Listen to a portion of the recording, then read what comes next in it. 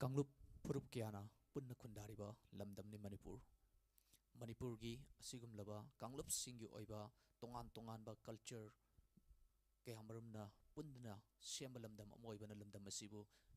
तोंगान तोंगान बा लमदम की मियोय क्याना असुकी मतिक अवांग मथाकता सिंगथानरी यूनेस्को ना intangible culture and heritage of humanity हाना सखंग बिरबा मणिपुरी नत्त संकीर्तन थोरमसी ngasi mami tv na ngasi degi hodok tuna sandokse ba hojariba mami tv saidinfam thoromasida putuna laksari ekhoi gi pijariba mobile number 9233577337 number se amka ningsing jage 9233577337 number sida live oina call tobirakna ekhoi gi ngasi gi mami tv saidinfam thorom asida lamdam asigi tongan tongan ba saknairaba natta sankirtan ga mari leinaba ओजा क्या मरुम पुदुन लाक्चरी ओजा सिंगा हक्थेंगना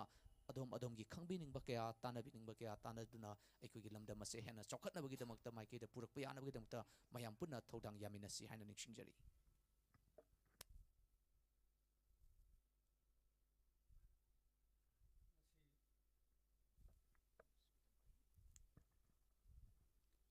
mummy TV की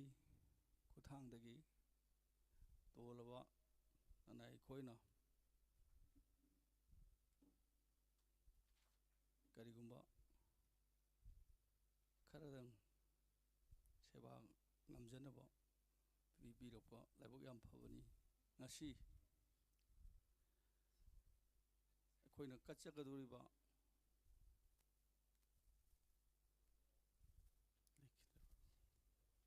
सैदिनफम हाइना निथोनबा सिगुंबा मसी अखोगी लाई ओइखरबा सकनाइरबा अथौबा अथौबी सिंगी मफमदा सदांजलि नमजबा मिटके पीगे लोइनना अवाबा खुदोल तमजबनी फोंदोकजबनी खुरमजरी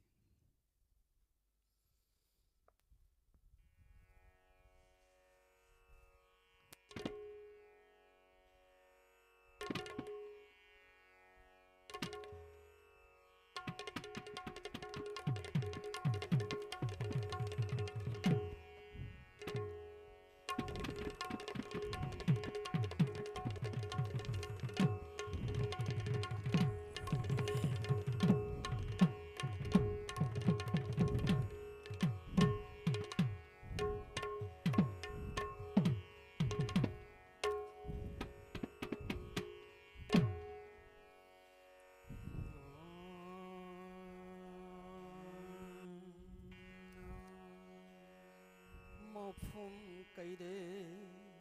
सलबसु लैररोय इमा नंगुंबदी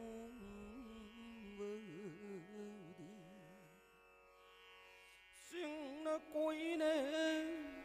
पंशावी लोकता इमांगने मिंगशिल ओइबी Singburoi tamburoi punna yupi Sana leiba Manipur kobi Imad sangjai na chasing Hanna hanna khurumjari Khurumjai 오자 농시제와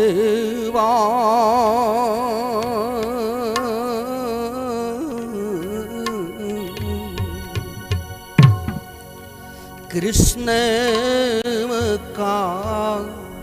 खेनद्रव खुरुमजै ओजा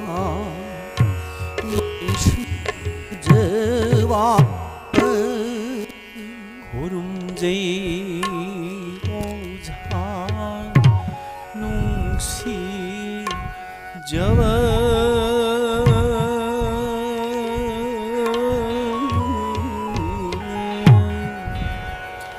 Krishna makka khenna kurumje oza nungsijava nói lên ngâm lơ rồi cao dê ba mi tê u bơ loi gung bơ khu đung dây ô gia nung si dê ba nói lên ngâm lên rồi cao dư bờ mít nơ ô lại gum bờ udum gì ô jang si java akla uche pum bang lơ nơ chao sui đơ bi Krishna shon bơ đăng ngâm dư đi vào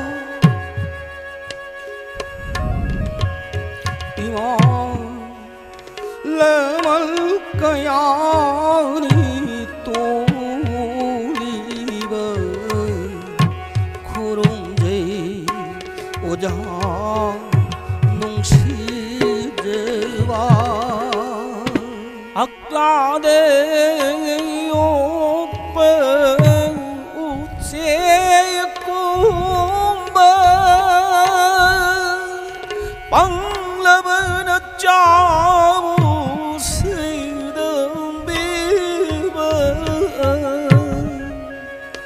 Krishna shombadan ngam riva lơ kaya ni to liva kurum je ora nung si java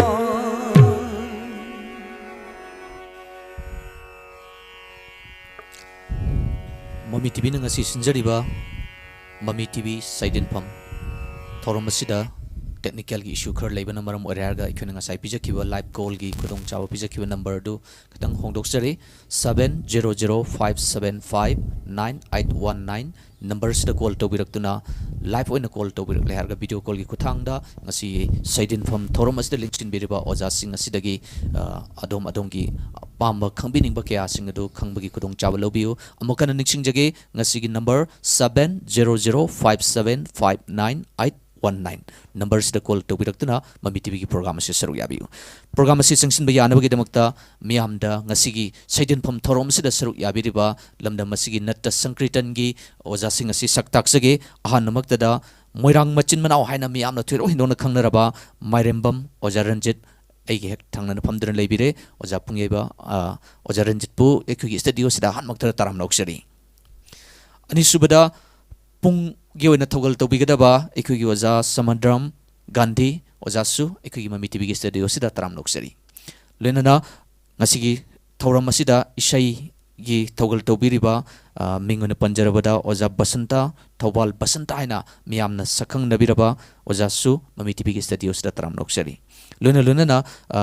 aigi hek thangna phamina jariba mayamna khoisnam kunjeshor wangoi dagi oja se miyamna thoidon khangnarabani oja su Mami TV gi thoram asida saruk yabi bigi damukta haningaten thagachari oja anba thoram asida sangsin ba yanabagi damukta akoigi oja Ranjita hana laksige oja si miyamna di hena sakhangnarabani oja Ranjit har ku matumna adubu oja si kadai dagino kaya yamna pungi lam sida thogal tobire kari achievement guma phangbi khiba leire mayamna haina bada akoigi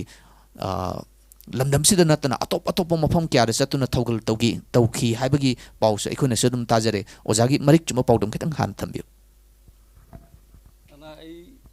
ꯁꯣꯔꯤ ꯅꯅꯥ ꯑꯩ ꯃꯣꯏꯔꯥꯡ ꯊꯣꯌꯥ ꯂꯩꯀꯥꯏꯗ ꯄꯣꯛꯆꯕꯅꯤ ꯑꯩꯒꯤ ꯏꯄꯥꯒꯤ ꯃꯤꯡꯅ ꯃꯥꯏꯔꯦꯝꯕꯝ ꯏꯟꯗ꯭ꯔ ꯁꯤꯡ ꯏꯃꯥꯒꯤ ꯃꯤꯡꯅ ꯃꯥꯏꯔꯦꯝꯕꯝ ꯑꯣꯡꯕꯤ ꯂꯨꯀꯃꯅꯤ ꯑꯩ ꯏꯁꯥꯒꯤ ꯆꯍꯤ 7-9 ꯁꯨꯔꯛꯄꯗꯒꯤ ꯏꯁꯥꯒꯤ ꯄꯨꯡ ꯇꯝꯕꯒꯤ ꯑꯩ ꯕꯕꯥ ꯄꯨꯡ ꯌꯩꯖꯕ ꯃꯤꯅꯤ ꯌꯥꯝ ꯍꯦꯟꯅ ꯃꯃꯤꯡ ꯂꯩꯕ ꯅꯠꯇ꯭ꯔꯁꯨ ꯃꯣꯏꯔꯥꯡ ꯀꯦꯟꯗ꯭ꯔꯒꯤ ꯑꯣꯏꯕ ꯃꯐꯝꯁꯤꯡꯗ ꯁꯔꯥꯙ ꯀꯔꯃꯗ ꯇꯧꯋꯤ ꯑꯗꯣ ꯑꯍꯥꯟꯕꯗ ꯑꯩ ꯏꯄꯥꯗ ꯄꯨꯡ ꯇꯝꯖꯔꯛꯏ ꯃꯊꯪ ꯑꯩꯒꯤ ꯑꯣꯖꯥꯁꯤꯡ ꯑꯥꯗꯤ ꯒꯨꯔꯨ ꯃꯊꯪ ꯑꯣꯖꯥ ꯀꯌꯥꯗ ꯕꯣꯔꯤꯗꯨꯅ ꯄꯨꯡ ꯇꯝꯖꯔꯛꯏ ꯑꯩ ꯑꯣꯖꯥꯁꯤꯡꯒꯤ ꯀ꯭ꯔꯤꯄꯥꯗꯒꯤ ꯒꯨꯔꯨꯒꯤ ꯀ꯭ꯔꯤꯄꯥꯗꯒꯤ ꯚꯒꯋꯥꯟ ꯁ꯭ꯔꯤ ꯒꯣꯕꯤꯟꯗꯒꯤ ꯀ꯭ꯔꯤꯄꯥꯗꯒꯤ ꯏꯟꯗꯤꯌꯥꯒꯤ ꯃꯅꯤꯄꯨꯔꯒꯤ ꯃꯐꯝ ꯃꯆꯤꯗ ꯂꯨꯍꯣꯡꯕ ꯁꯔꯥꯙ ꯕꯥꯁꯣꯛ ꯐꯤꯔꯣꯏꯅꯆꯤꯡꯕ ꯈꯔ ꯅꯥꯝ ꯁꯣꯟꯕ ꯍꯧꯖꯔꯛꯏ ꯑꯗꯣ 2000 ꯃꯄꯥꯟ ꯆꯠꯄꯒꯤꯗ ꯍꯥꯏꯔꯒ ꯑꯃꯦꯔꯤꯀꯥꯗ ꯊꯥ 3 ꯂꯩꯖꯔꯛꯏ ꯑꯃꯦꯔꯤꯀꯥꯒꯤ ꯃꯐꯝꯁꯤꯡ ꯁ꯭ꯇꯦꯠ ꯑꯌꯥꯝꯕ ꯁꯨꯅ ꯄ꯭ꯔꯣꯒ꯭ꯔꯥꯝ ꯄꯤꯖꯔꯝꯃꯤ ꯏꯟꯇꯔꯅꯦꯁꯅꯦꯜ ꯐꯦꯁꯇꯤꯚꯦꯜ ꯑꯗꯨꯒꯤꯗꯤ ꯐꯣꯛ ꯐꯥꯌꯔ ꯑꯗꯨꯒ ꯆꯤꯜꯗ꯭ꯔꯦꯟ ꯐꯦꯁꯇꯤꯚꯦꯜ ꯀꯌꯥ ꯁꯔꯨꯛ ꯌꯥꯖꯔꯨꯏ ꯑꯗꯨꯗ ꯂꯩꯅ ꯑꯃꯦꯔꯤꯀꯥꯗ ꯀꯅꯥꯗꯥꯗ ꯚꯦꯟꯀꯣꯚꯔꯅꯆꯤꯡꯕ ꯁ꯭ꯇꯦꯠ ꯈꯔꯗ ꯑꯃꯨꯛ ꯊꯥ ꯑꯃ ꯄ꯭ꯔꯣꯒ꯭ꯔꯥꯝ ꯄꯤꯔꯝꯃꯤ ꯑꯗꯣ ꯑꯗꯨꯒꯤ ꯁꯥꯎꯠ ꯑꯃꯦꯔꯤꯀꯥꯒꯤ ꯚꯦꯅꯦꯖꯨꯋꯦꯂꯥꯗ ꯑꯗꯨꯁꯨ ꯄ꯭ꯔꯣꯒ꯭ꯔꯥꯝ ꯅꯨꯃꯤꯠ 20ꯃꯨꯛ ꯂꯩꯖꯔꯝꯃꯤ ꯑꯗꯨ ꯁꯤꯡꯒꯥꯄꯨꯔ ꯚꯤꯌꯦꯠꯅꯥꯝ ꯑꯗꯨꯒ ꯏꯖꯤꯞꯅꯆꯤꯡꯕ ꯑꯐ꯭ꯔꯤꯀꯥꯒꯤ ꯇꯣꯉꯥꯟꯕ ꯃꯐꯝ ꯈꯔꯗ ꯒꯨꯔꯨ ꯀ꯭ꯔꯤꯄꯥꯗꯒꯤ ꯅꯥꯝ ꯁꯣꯟꯖꯔꯨꯔꯦ ꯑꯗꯣ ꯑꯦꯆꯤꯞꯃꯦꯟ ꯈꯔꯗꯪ ꯍꯥꯏꯖꯔꯒꯗꯤ ꯑꯩ ꯕꯤꯁꯅꯨꯄꯨꯔ ꯗꯤꯁꯇ꯭ꯔꯤꯛꯀꯤ ꯑꯣꯏꯕ ꯁꯥꯍꯤꯇ꯭ꯌ ꯄꯔꯤꯁꯠꯀꯤ ꯑꯦꯋꯥꯔꯗ ꯑꯗꯨꯒ ꯃꯅꯤꯄꯨꯔꯒꯤ ꯒꯣꯜड ꯃꯦꯗꯜ ꯒꯝꯚꯤꯅꯤ ꯔꯟꯖꯅꯥꯒꯤ ꯒꯣꯜड ꯃꯦꯗꯜ ꯁꯥꯍꯤꯇ꯭ꯌ ꯄꯔꯤꯁꯠ ꯐꯪꯖꯈꯤ ꯑꯗꯨꯒ ꯆꯨꯝꯅ ꯀꯩꯅꯣꯒꯤ ꯅꯦꯁꯅꯦꯜꯒꯤꯗ ꯗꯣꯛꯇꯔ ꯑꯝꯕꯦꯗꯀꯔ ꯑꯗꯨꯒ ꯗꯦꯂꯤꯠ ꯗꯣꯛꯇꯔ ꯑꯝꯕꯦꯗꯀꯔ ꯑꯗꯨꯒ ꯗꯦꯂꯤꯠ ꯑꯩꯈꯣꯏꯒꯤ ꯗꯣꯛꯇꯔ ꯔꯕꯤꯅꯥꯊ ꯇꯦꯒꯣꯔꯅꯆꯤꯡꯕ ꯑꯗꯣ ꯍꯟꯗꯛꯀꯤ ꯆꯍꯤꯁꯤꯗꯁꯨ ꯑꯁꯥꯝ ꯑꯩꯈꯣꯏꯒꯤ Barak museum and Barak festival museum and library ꯃꯣꯏꯅ ꯁꯤꯟꯕꯤꯗꯅ ꯑꯩꯒꯤ ꯏꯅꯥꯎꯅꯨꯄꯥ ꯃꯅꯤꯇꯣꯟꯒ ꯂꯣꯏꯅꯅ ꯑꯩꯈꯣꯏꯒꯤ ꯁꯦꯜꯒꯤ ꯃꯅꯥ ꯄꯤꯕꯤꯔꯛꯏ ꯁꯨꯃꯥꯏꯅ ꯇꯧꯗꯅ ꯁꯨꯝ ꯑꯩ ꯈꯔꯗꯪ ꯁꯨꯃꯥꯏꯅ ꯁꯦꯕꯥ ꯉꯝꯖꯕꯅꯤ ꯊꯥꯒꯠꯆꯔꯤ ꯑꯣꯖꯥꯅ ꯂꯝ ꯑꯁꯤꯗ ꯍꯣꯠꯅꯕꯤꯔꯤꯕ ꯑꯁꯤ ꯑꯁꯨꯛꯀꯤ ꯃꯇꯤꯛ ꯌꯥꯝꯈ꯭ꯔꯦ ꯍꯥꯏꯖꯕ ꯇꯥꯔꯦ ꯃꯈꯥ ꯇꯥꯔꯛꯄꯗ ꯑꯣꯖꯥ ꯒꯥꯟꯙꯤꯗꯒꯤ ꯈꯤꯇꯪ ꯈꯪꯖꯅꯤꯡꯉꯤ ꯑꯣꯖꯥꯒꯤ ꯑꯄꯣꯛꯄꯤ ꯍꯧꯖꯤꯛ ꯑꯣꯖꯥꯒꯤ ꯁꯪꯒꯥꯏꯅ ꯀꯗꯥꯏꯗ ꯑꯣꯏꯕꯤꯔꯤꯕꯅꯣ ꯍꯥꯏꯕꯗꯨ ꯑꯃꯨꯛꯇꯪ ꯐꯣꯡꯗꯣꯛꯄꯤꯌꯨ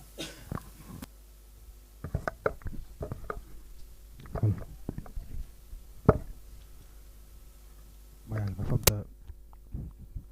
ꯀꯣꯛꯅꯣꯅ ꯈꯨꯔꯨꯝꯖꯔꯤ ꯑꯩꯒꯤ ꯃꯤꯡ ꯒꯥꯟꯙꯤ ꯀꯧꯏ ꯑꯗꯨꯒ ꯑꯩꯒꯤ ꯑꯄꯣꯛꯄꯒꯤ ꯃꯤꯡꯅ ꯁꯃꯗ꯭ꯔꯥꯝ ꯕꯕꯥꯗꯤ ꯂꯩꯈꯤꯗ꯭ꯔꯦ ꯑꯗꯨ ꯑꯩ ꯀꯩꯁꯨ ꯊꯣꯏꯗꯣꯛꯅ ꯋꯥ ꯉꯥꯡꯕ ꯈꯣꯠꯄꯁꯨ ꯀꯩꯅꯣ ꯌꯥꯝ ꯀꯟꯅ ꯍꯩꯖꯕꯁꯨ ꯅꯠꯆꯗꯦ ꯑꯩꯈꯣꯏ ꯃꯥꯒꯤ ꯃꯤꯡꯅ ꯂꯥꯏꯔꯤꯛ ꯀꯧꯏ ꯑꯩ ꯄꯨꯡ ꯇꯝꯃꯛꯄꯁꯦ ꯆꯍꯤ 9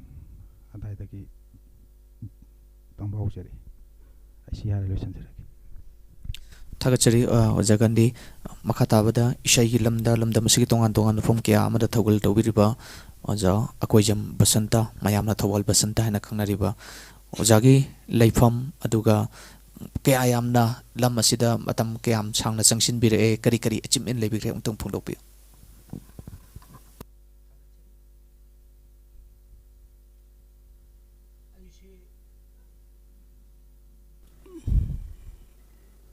थागतचरी अईगी पोंगनाफम लमदमदी थौबालनी थौबालगी मनुंगदा थौबाल वांग ताबा हायदना यामना पिकप खुंगंग अमखक लई अदुगी मपानदुदा लैजबनी अईगी हेक इसई हौदोक मिनरकपदी अईगी हेक पुकमिनबा अईगी यामबा ममिंगना किरन कोई अदगी इपाना याम नुंगसिना कौबीदना किरन कुमार हापचलगा किरन कुमार नमिंग थोनबी अईबु पोकपा इपाना अकोजम जुगिन अदुदगी इमाना वैखोम निंगोल कोजम ओंबी मोयरांगलै कौई अईना इसेजीगी नरसंगतुंगी लमसेदा खोंदारकपसे यामना पिंगै मतमदा इसागी चही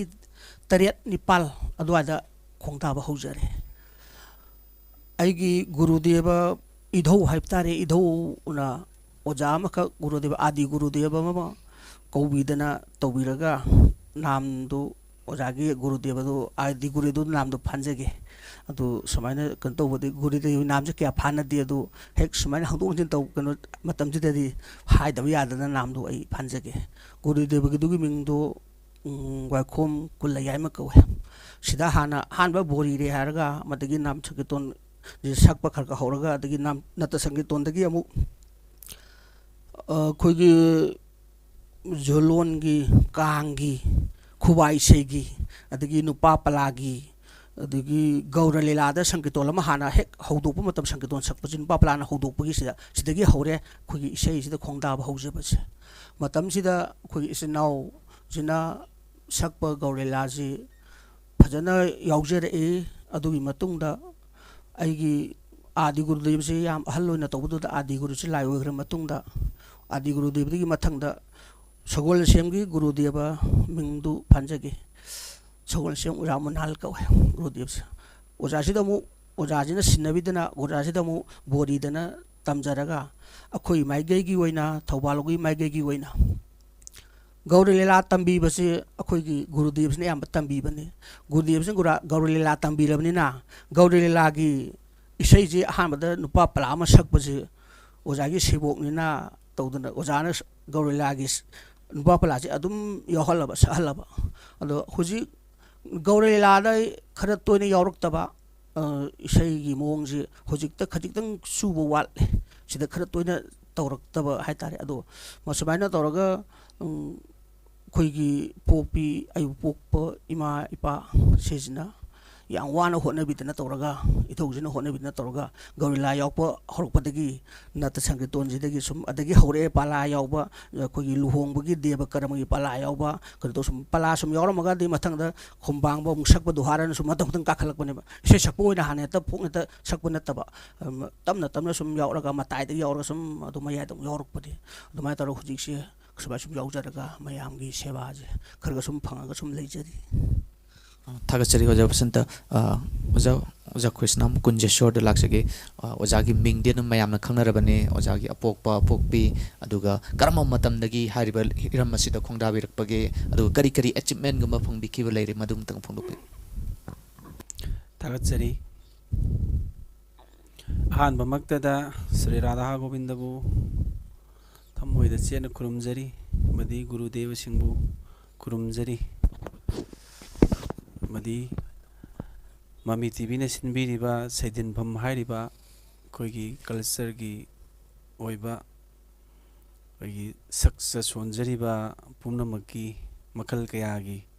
सैदिनफम अमा सिंदुना कोई कल्चर चौखनबगीदमक्त ममी टीवी लौबीरक्लिबसिदा अखोई इसामंगना हराउबा फोंदोकजरी अगी तरफतगी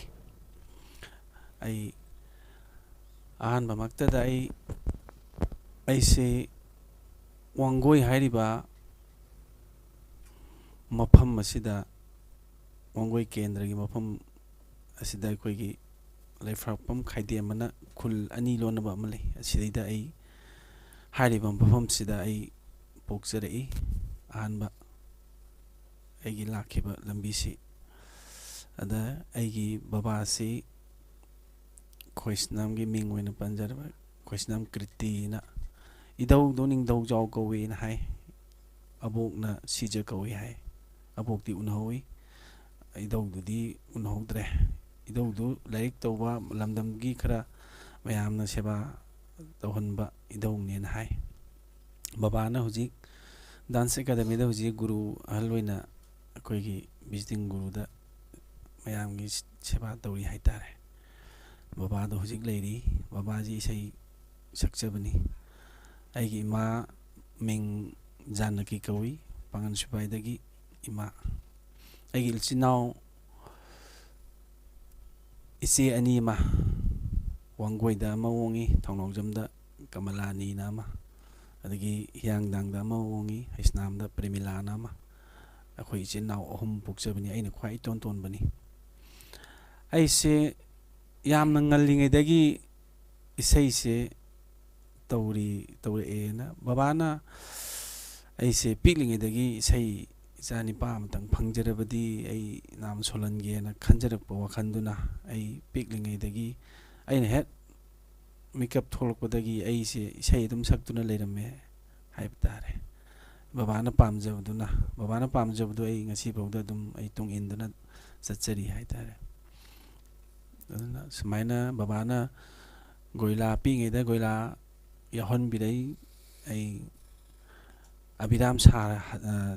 ꯁꯥꯕ ꯍꯥꯏꯕꯗꯨ ꯑꯗꯨ ꯄꯥꯠꯇꯨꯃ ꯑꯩ ꯑꯉꯥꯡ ꯄꯤꯛꯏꯉꯩꯗ ꯁꯥꯖꯔꯛꯏ ꯃꯗꯨꯒꯤ ꯑꯩꯒꯤ ꯒꯨꯔꯨꯗꯦꯕꯗꯨ ꯑꯩꯈꯣꯏ ꯀꯦꯁꯣꯅ ꯀꯧꯏ ꯑꯣꯖꯥꯗꯨꯗ ꯑꯩ ꯕꯣꯔꯤꯖꯗꯨꯅ ꯑꯩ ꯃꯗꯨ ꯂꯥꯏꯔꯤꯛ ꯁꯦꯕꯥ ꯇꯧꯕꯗꯨ ꯌꯥꯎꯖꯔꯦ ꯑꯗꯨꯗꯒꯤ ꯈꯥꯏꯗꯦꯝꯗꯒꯤ ꯏꯕꯨꯕꯣꯛ ꯕꯤꯔꯅ ꯑꯃ ꯂꯥꯏꯑꯣꯏꯈ꯭ꯔꯦ ꯏꯕꯨꯕꯣꯛꯇꯨꯗꯩꯗ ꯕꯕꯥꯅ ꯕꯣꯔꯤꯗꯅ ꯃꯗꯨꯃ ꯃꯇꯝ ꯈꯔ ꯂꯩꯔꯒ ꯏꯕꯨꯕꯣꯛ ꯀꯥꯏꯅꯈꯤꯕꯗꯒꯤ ꯑꯃꯨꯛ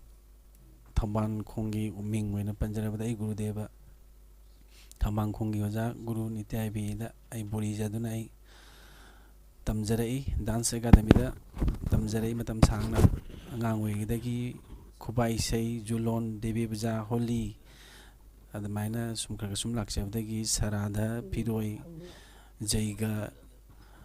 ꯃꯊꯪ ꯒꯨꯔꯨꯗꯦꯕꯁꯤꯡꯗꯒꯤ ꯒꯨꯔꯨ ꯃꯌꯥꯝꯁꯤꯗꯒꯤ ꯇꯝꯖꯔꯛꯑꯒ ꯈꯔ ꯁꯦꯕꯥ ꯇꯧꯖꯔꯛꯏ ꯍꯧꯖꯤꯛ ꯑꯗꯨꯝ ꯄꯤꯛꯏꯉꯩꯗꯒꯤ ꯁꯨꯝ ꯂꯥꯛꯆꯕꯗꯨꯅ ꯑꯩꯁꯦ ꯄꯂꯥꯗ ꯅꯨꯡꯁꯤꯕꯤꯗꯨꯅ ꯃꯌꯥꯝꯅ ꯄꯂꯥꯗ ꯃꯇꯝ ꯁꯥꯡꯅ ꯑꯩ ꯁꯦꯕꯥ ꯇꯧꯖꯔꯝꯃꯤ ꯑꯗꯨꯗꯒꯤ ꯑꯃꯨꯛ ꯄꯂꯥꯗꯒꯤ ꯑꯃꯨꯛ ꯗꯣꯍꯥꯔꯗ ꯑꯃꯨꯛ ꯑꯩꯁꯦ ꯃꯌꯥꯝꯒꯤ ꯍꯧꯖꯤꯛ ꯃꯌꯥꯝꯅ ꯈꯔ ꯃꯃꯤꯡ ꯂꯩꯔꯕ ꯑꯣꯖꯥꯁꯤꯡ ꯏꯌꯥꯝꯕꯁꯤꯡ ꯃꯌꯥꯝꯁꯤꯡꯒꯤ ꯗꯣꯍꯥꯔꯁꯤꯗ ꯑꯃꯨꯛ ꯃꯇꯝ ꯁꯥꯡꯅ ꯑꯩꯁꯦ ꯗꯣꯍꯥꯔꯗ ꯑꯃꯨꯛ ꯁꯛ ꯁꯣꯟꯗꯅ ꯑꯗꯨꯝ ꯁꯦꯕꯥ ꯇꯧꯗꯅ ꯑꯃꯨꯛ ꯂꯩꯖꯔꯝꯕꯗꯒꯤ ꯍꯧꯖꯤꯛꯁꯤꯅ ꯑꯃꯨꯛ ꯃꯇꯝꯅ ꯍꯣꯡꯉꯛꯄ ꯍꯥꯏꯕ ꯇꯥꯔꯦ ꯑꯩ ꯈꯤꯇꯪ ꯑꯩꯒꯤ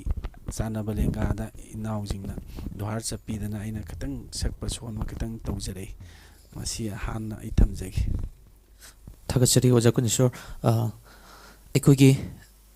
ꯉꯁꯥꯏ ꯄꯤꯖꯈꯤꯕ ꯅꯝꯕꯔ ꯃꯈꯥꯗ ꯕꯣꯜ 9ꯗ ꯆꯦꯜꯂꯤꯕ ꯅꯝꯕꯔ 70055798119 ꯅꯝꯕꯔꯁꯤ ꯑꯃꯨꯛꯀ ꯅꯤꯡꯁꯤꯡꯖꯒꯦ 70055798119 ꯅꯝꯕꯔꯁꯤꯗ ꯀꯣꯜ ꯇꯧꯕꯤꯔꯛꯇꯨꯅ ꯉꯁꯤꯒꯤ ꯊꯧꯔꯝ ꯑꯁꯤꯗ ꯁꯔꯨꯛ ꯌꯥꯕꯤꯌꯨ ꯍꯥꯏꯅ ꯃꯃꯤ ꯇꯤꯚꯤꯒꯤ ꯃꯥꯏꯀꯩꯗꯒꯤ ꯅꯤꯡꯁꯤꯡꯖꯔꯤ ꯑꯍꯥꯟꯕ ꯑꯣꯏꯅ ꯑꯣꯖꯥ ꯅꯠꯇ ꯁꯪꯀꯤꯔꯇꯟ ꯍꯥꯏꯕꯁꯤ ꯀꯔꯤꯅꯣ ꯍꯥꯏꯕꯁꯤ ꯃꯌꯥꯝꯅ ꯂꯣꯏꯅꯃꯛ ꯈꯪꯅꯤꯡꯉꯝꯒꯅꯤ ꯍꯥꯏꯅ ꯂꯧꯖꯔꯒ ꯅꯠꯇ ꯁꯪꯀꯤꯔꯇꯟ ꯀꯗꯥꯏꯕꯨ ꯀꯧꯕꯒꯦ ꯍꯥꯏꯕꯁꯤ ꯑꯣꯖꯥ ꯑꯃꯨꯛꯇꯪ ꯄꯥꯎꯈꯨꯝ ꯄꯤꯕꯤꯌꯨ ꯑꯣꯖꯥ ꯕꯁꯟꯇꯗ ꯃꯇꯝꯁꯤ ꯄꯤꯖꯒꯦ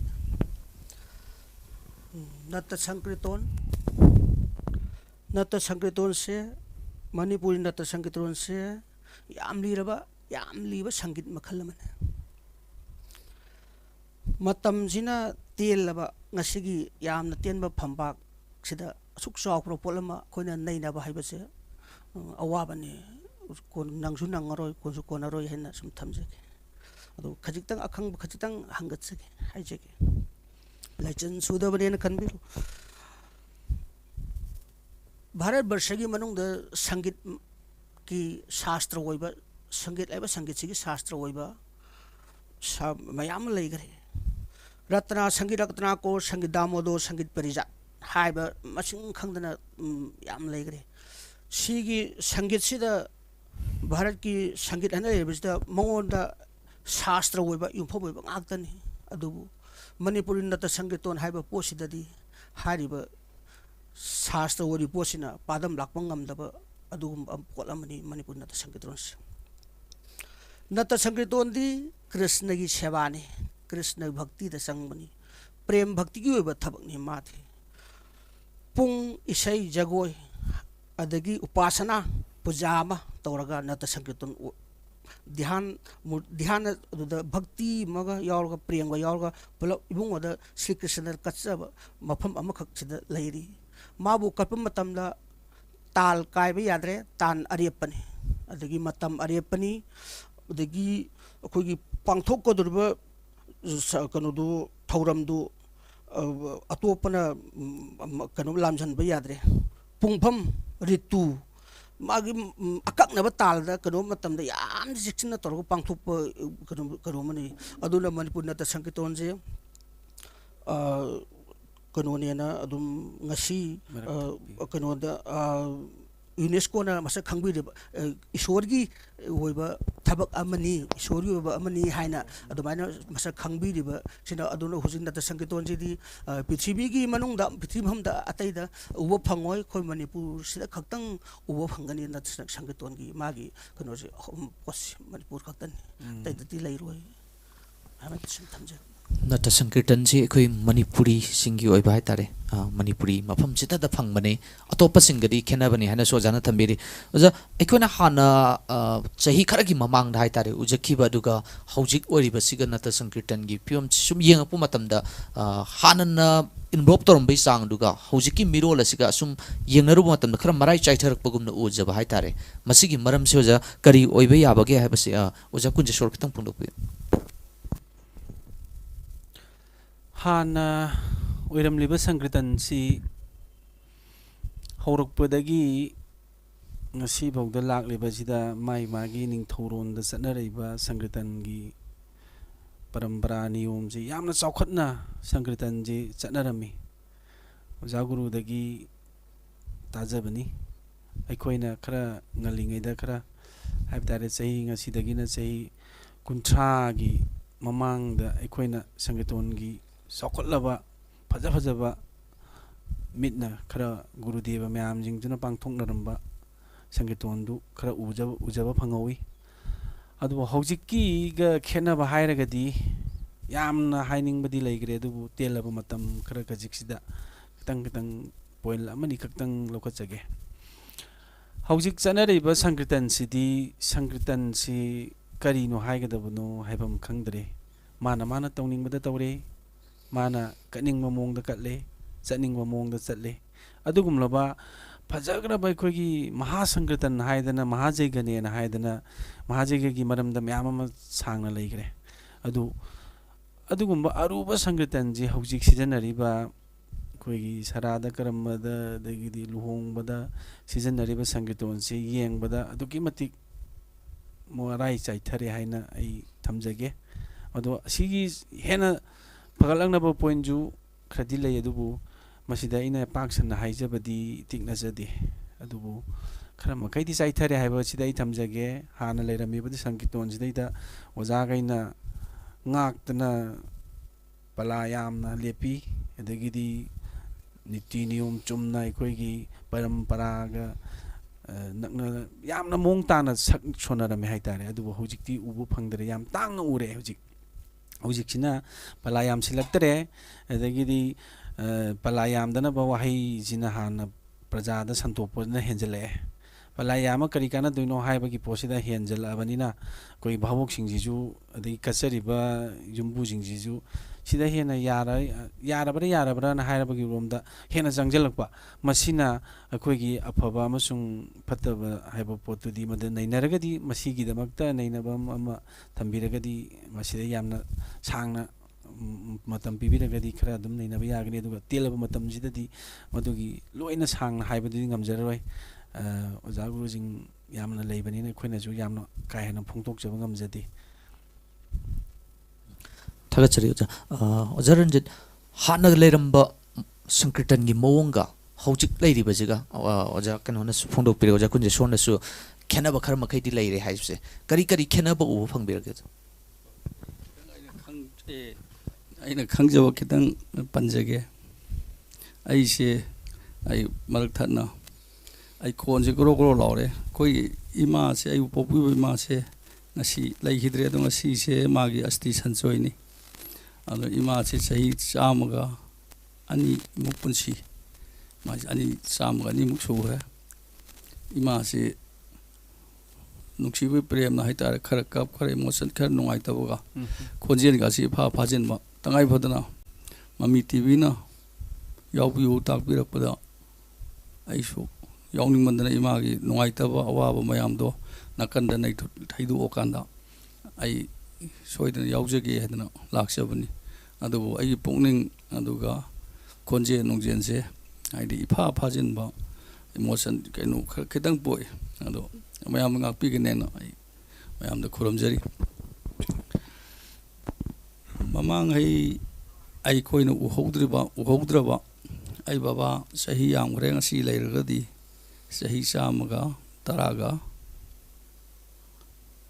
119 ꯁ꯭ꯋꯥꯏꯒꯤ ꯆꯥꯡꯗ ꯂꯩꯔꯕꯅꯤ. ꯑꯗꯣ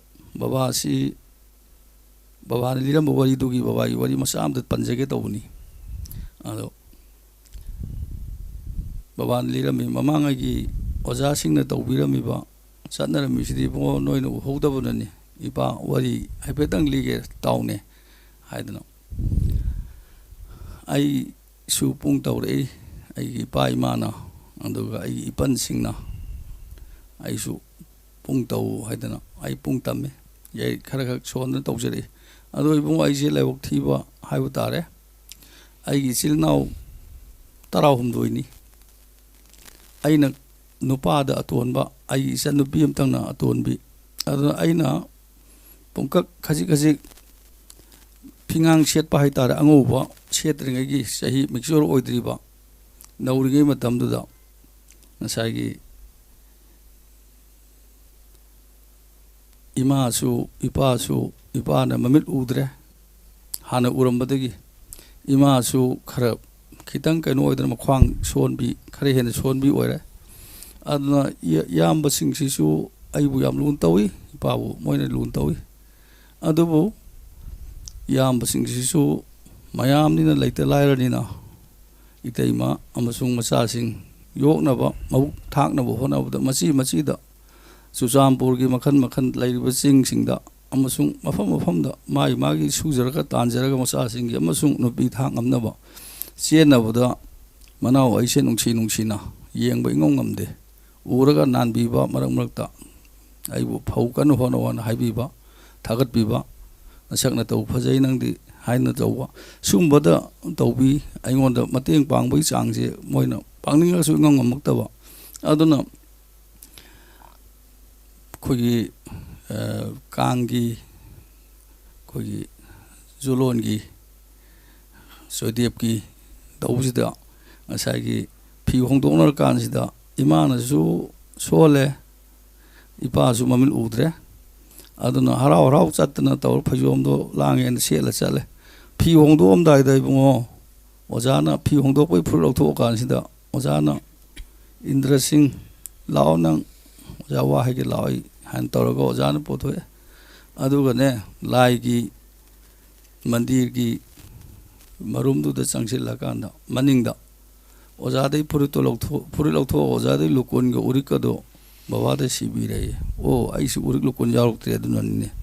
ꯃꯤ ꯃꯃꯥꯡꯗ ꯇꯧꯔꯗꯤ ꯐꯖꯗ꯭ꯔꯦꯅ ꯑꯩꯁꯦ ꯑꯗꯨꯃꯥꯏꯅ ꯇꯧꯕ ꯑꯣꯏꯔꯦ ꯍꯥꯏꯅ ꯈꯟꯕꯗ ꯑꯩꯁꯦ ꯌꯥꯝ ꯏꯀꯥꯏ.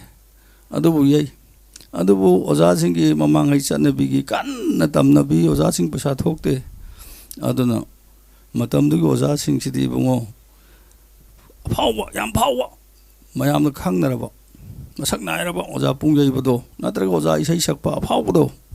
ꯃꯗꯨ ꯃꯥꯒꯤ ꯌꯨꯝ ꯊꯤꯔꯛꯄ ꯃꯇꯝꯗ ꯂꯥꯞꯅ ꯈꯣꯡꯅ ꯀꯩꯅ ꯂꯥꯛꯑꯒ ꯅꯝꯕꯣꯟꯗꯒꯤ,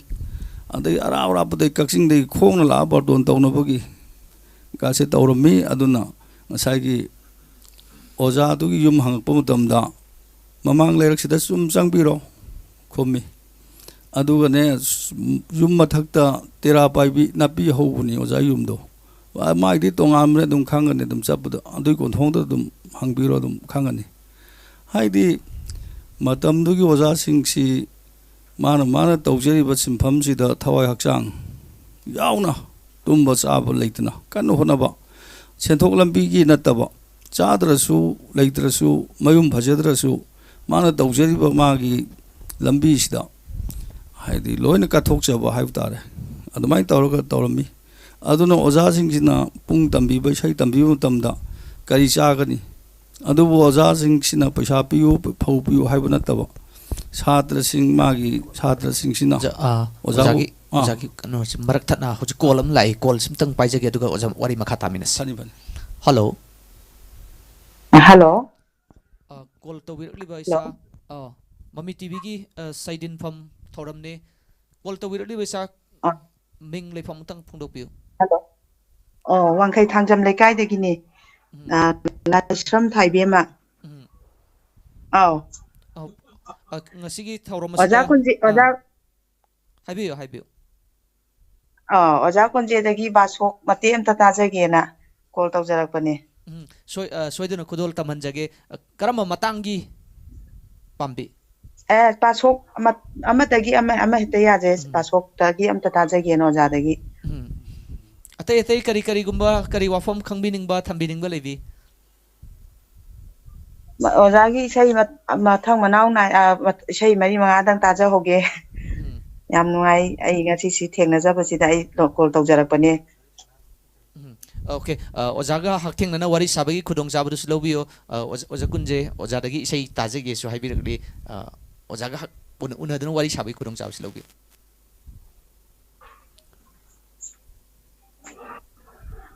करम बाइसै ताबिनिंबा सोंगी अमता खुरुमजरी ओजा खुरुमजरी होक्सरी ओजाना सकवा बासोक मते अमनिदा ताजागे होय होय फनी फनी तगुन तौजगे यामगी yang de rai amari ma khala ki doine mathang mathang ta doine फनी फनी फनी याम खरा चरी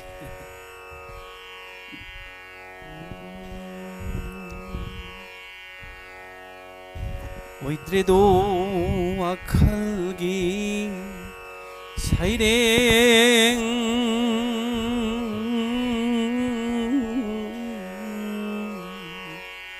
맞담내 춤춤호 그래버네 오이드레도 아칼기 사이랭 오이드레도 아칼기 사이레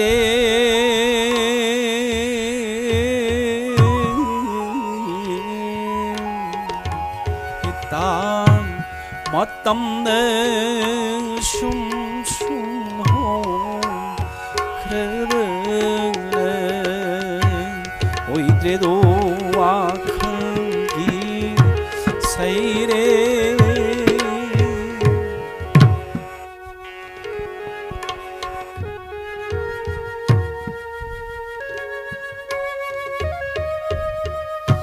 숙냉 몸러버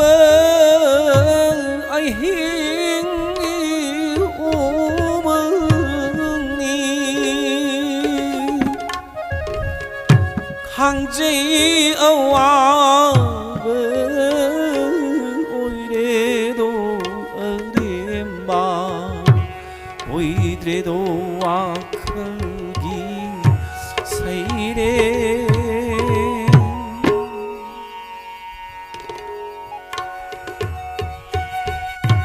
옥버덕이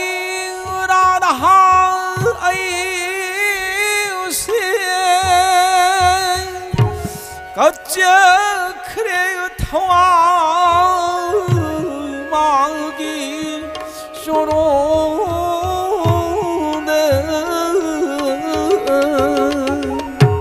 마늘이 장비대 까오비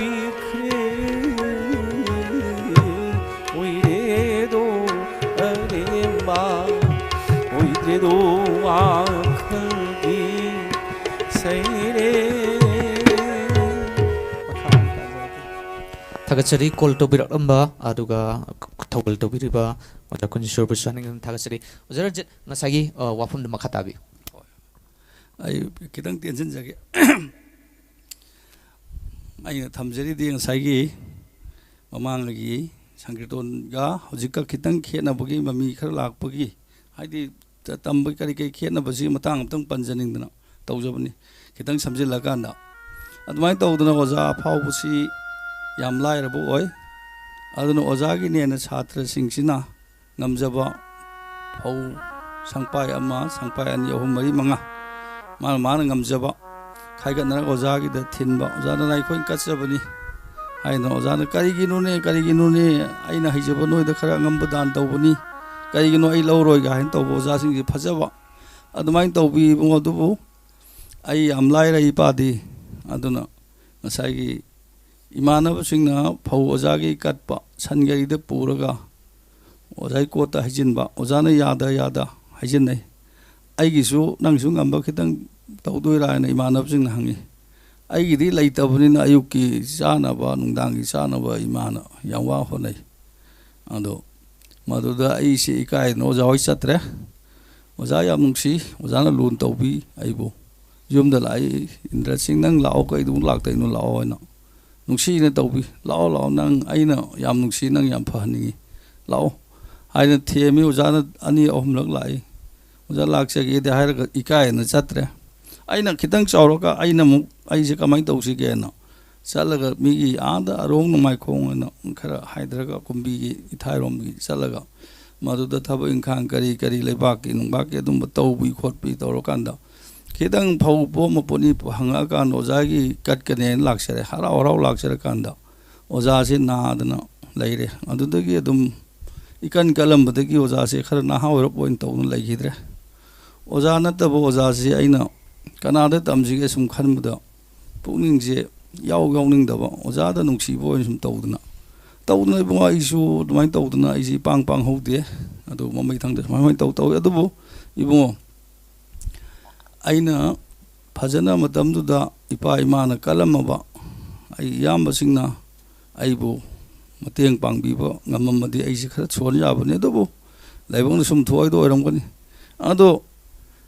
noina hayeng khara chawra kanda kari mai son chambi dena guru kripa degi ngasagi chhatra sebo lairikpa matam deibong pungdam chen adu da lawbu yade law no nang ngambo tamuko haina ipana gabbo ko mamit mapita wabu yamnok ado आइगी सुमु इपासु इमासु लाइ अदो खोइ मयाम खोइ सिनौ तरा पोइ नुपी मंगानी नुपा मंगानी अदो इपाना नंगी ओजाई कटनबा आई कन सुगनी नमागा आइगा आइना याम सुबी कन बी लौ खाओ भी अदुगा लौ लिंबी इमा होसे याम साथी बाहागद्रा अहनसिंगना थंगनबा लेकाइगी मिसिंगना लोइन लीनरे नंग बाबागा ममागा सिदी अहिंग हौगलकांदा लौदा अराप लौदा चटपनी नोंगांद्रिङैदगी अदुगा तु उरकपायना नुमित थोक्त्रिङैदा मदुरै लौ खावर अदु तौबना रा तौबना मोइ वारकपनी बुङो खो इमान लौ लिंबसु हैहनबम लै अदु हैहनबसे हैहनबगी अमा अदगी खुलंगसे लौ लिंबगी अमा इमादे मी अनिगी ममन फंगे अदुमाइन तौरकांदा खोइ नाम सोनबा माइन तौरकपगी खरा तौजबनी अदो ममांगै तौरमबसिना ओजासिंगसिना पुंगाउद गाउनबा नाम सोनबगी वखलनसिदा अदगी छात्र सेबोक अदुगा ओजागी ममाना हाइदु ओजादुगी ममानबा पुंग तौबा इसै तौबा अदगी तमखलैबो ओजासिंगदुगी छात्र इसै तौबसिंग पुलप पुनसिनरकांदा मयाम तममिनबगी तानबगी खुदोंग साबसे हम तौमी ओजा कॉल अमा सिलाई मरक्सिदा फोन तब खाता hello hello hello mummy TV की साइडिन फम थोरम सिरा सरुक याबिरक थागसरी कॉल तौबिरकली बेसागी मिंग लेफम मुतंग फोंदोपियो अई थवालगी सुसिंद्रो थागसरी ओजा सुसिंद्रो फोन दो खितंग मांगलोम द थांदो पाइबियो मयेक सिंग उबो फंगेद्रे खितंग लैपटॉप न पाइबियो अई थवालगी सुसिंद्रो ओजा सुसिंद्रो ताजरे फोन दो खितंग लापना थांदो पाइबियो अदो आई कनोदगी अखोगी बसंतदगी कनोमता हंजगी तौबनी यानी हंगबियो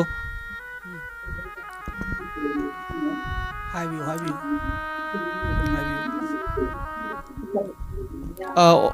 오자 버센터 레이저에 까리 와항노 항비닝이 사이비오 확장복 항범다 삭비로 하기도네.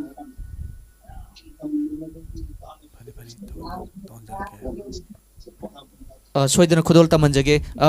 오자가 학탱나 와리 사바이 쿠동 차바다 로비오 까리 까리 마땅다 तानाबिनिंग लेरगसु अदुमक खुदों चाबद लौबियो आइए इयामदगी कनो हक्चांग पोखांगम द सानजगी दौवा मधुसु सोइदन खुदोन तमजगे अतै करी करी वफम थमिनिंग लेबिरी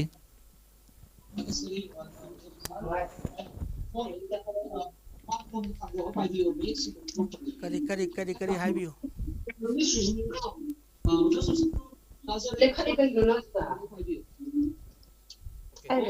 ओजा सुसिंद्रो ओजा की जे फोन दगी वना ताबी द्रब माले अखोगी लाइव स्ट्रीम गदी फोन गदी खितंग मतम खरदी खतंग स्लो चटपने अदुना यारगदी टीवी दगी खितंग लैपटॉप पिरगा हाय तारी इसागी फोन दगी मयेक सिंगना ताबियो अदुगा टीवी दा लाइबदुदी खितंग मतम खितंग चेनबनी नको होजो जी यंगबिरि बसी कइदनो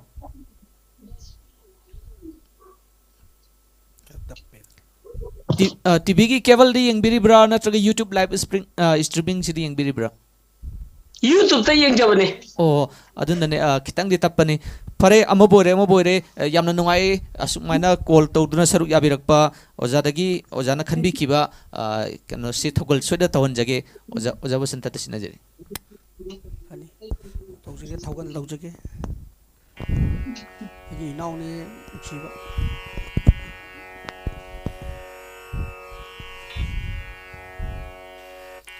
학장 공강 레오 게니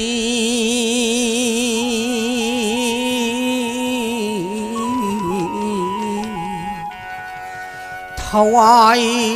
찔러 빠이 티그니 흑장 뽕강 레오드니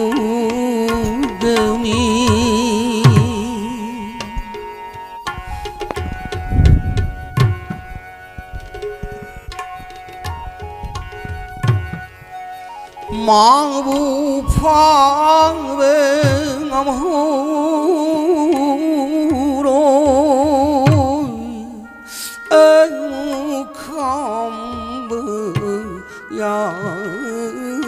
야르로 흑장공강 레오그니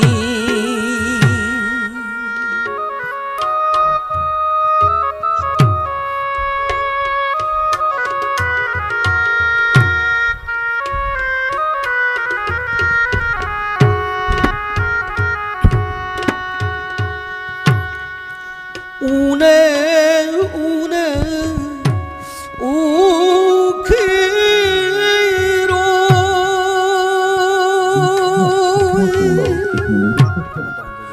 레이르 레이르 티워드 풍로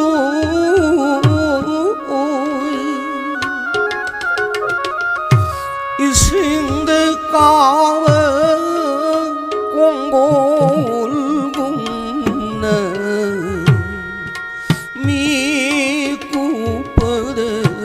망키그니 흑장공강 레오그니 더와이 찔러 빠이키그니 흑장공강 레오그니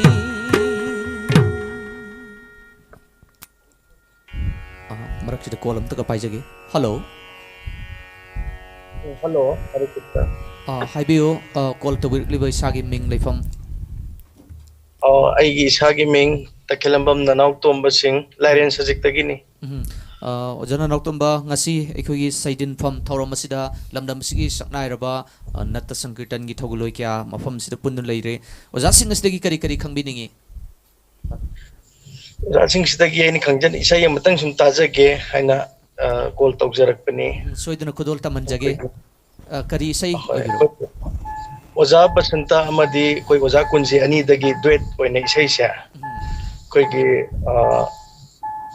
kino gi tajaningi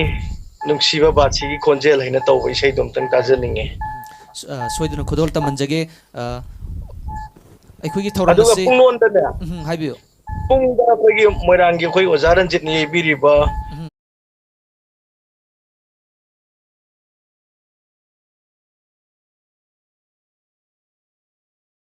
Okay, madumаксу soiduna thawgal tawnjage aikoina sandokchariba program ase leptuna tongan tongan malamdam masigi culture ga mari lenaba thorom kya mathang mathang pudon laksagani thorom sing da su saruk yabirakani hana sa tawje ngasigi thorom si kari phawbi yam nungaijai oja sing koina toina hawitana koina mami tv da so amta unajabu su thengnajidri oja sing se atai oja sing khara su unabasu thengnajare ujare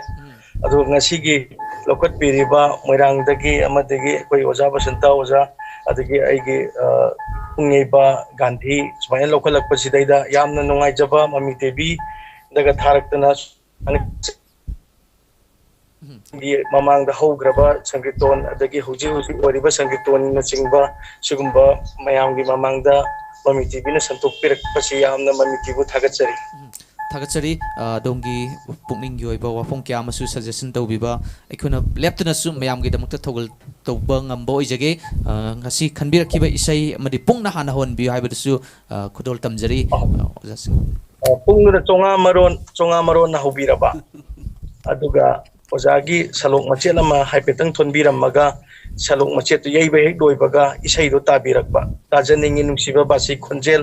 amasung khoi tangang kunje dagi taning taba phangdraba haina isai ama leibaneba matamna akaknaba matam oibani adubo tentak na sunababa thogon tawjage thagachari yes yeah thank you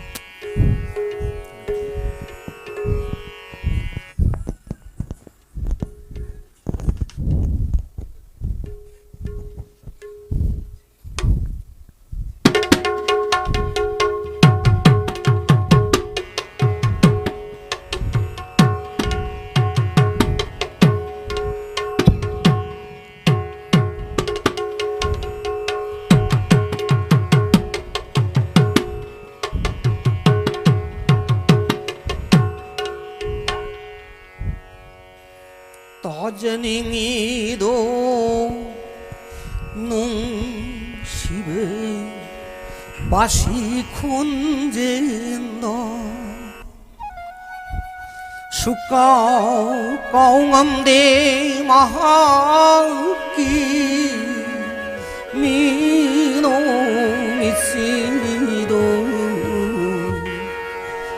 다저닝이도 농시의 밭이 콘젠다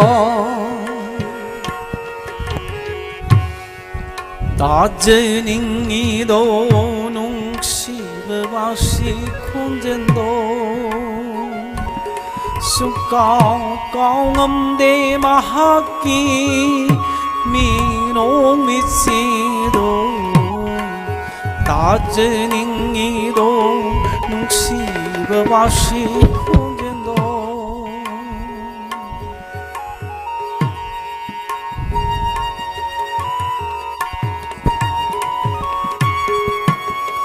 여소닥이 맞자도 하이네 컹지 꽃주무베 크리스나도 라다기 디토이 따저닝이도 농시의 밭이 콘젠다 여소닥이 맞자도 하이네 강에 꽃주무베 크리스나도네 라다기디 타모유히 따제닝이도 농시베 바시 콘덴도 마호산의 뽕맹호베 마긴 석품 사틱대 토이네이는 포저흐리 주라는 쑥국특대 후란두네 잉람미 khangandane noglami aibu langnabirami awang mai chahlami tajeningido nungsibe basi khonjenno mahausan pungning hubamagi sakpam sathekte thoine no phajli sudana sukok thukte hudan dunayeng lammi khang handana noklammi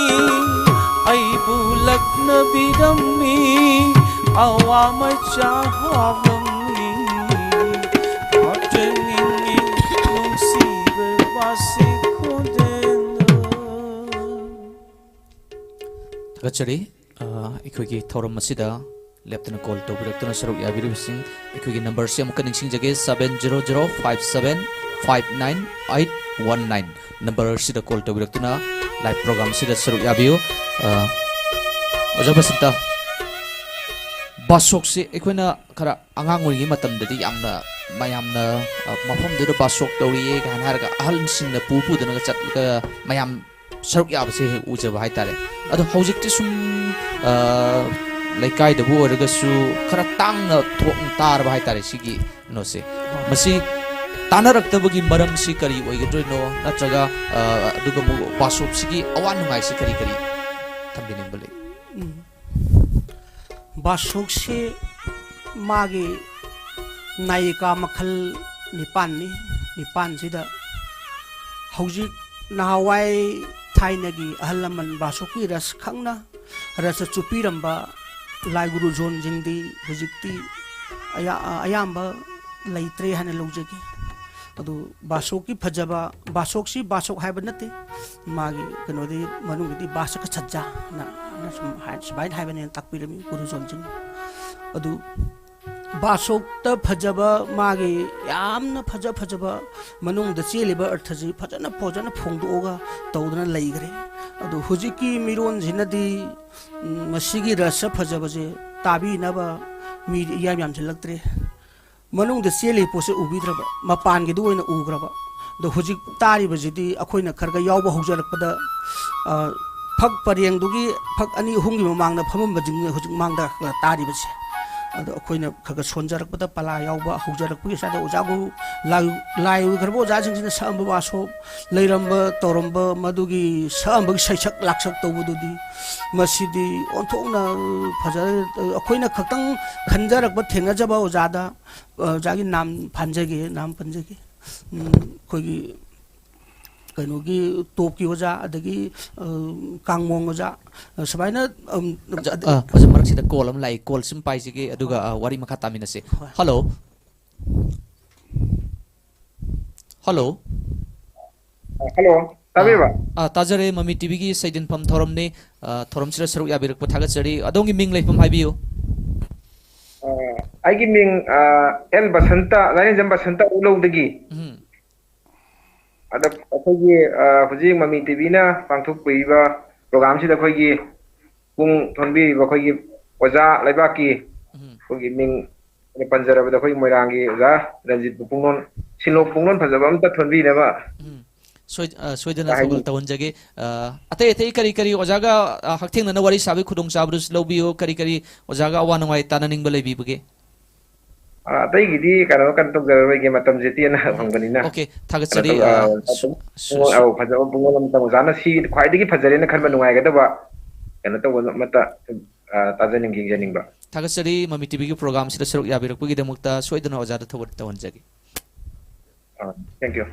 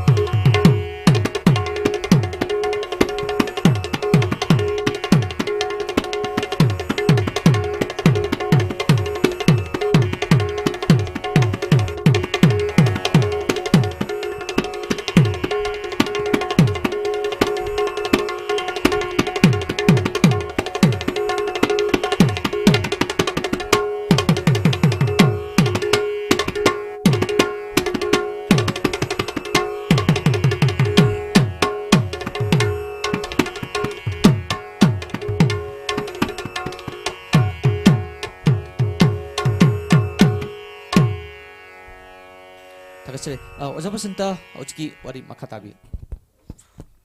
मधुदगी बासोकी ओजाजिंदुगी हेक थंगदरपदा नना अखोइना थंगनजौबदा थांगगी ओजा अदगी हैरोकी ओजा थंबाल खोंगी ओजा सिगी परेंग मसु बासो ओजाजिंग थोनबिरमदा थेंगनजहौइ मतमदुददी ओजाजिंजिना थोलकप मतमदा प्रजागी सेवा तौबिरकप मतमदा ओजागी लेभमजे यावना थोकपिरे Seng सेंगना हरबदा थांगे ओजाजे Ming थोनजेगे ओजा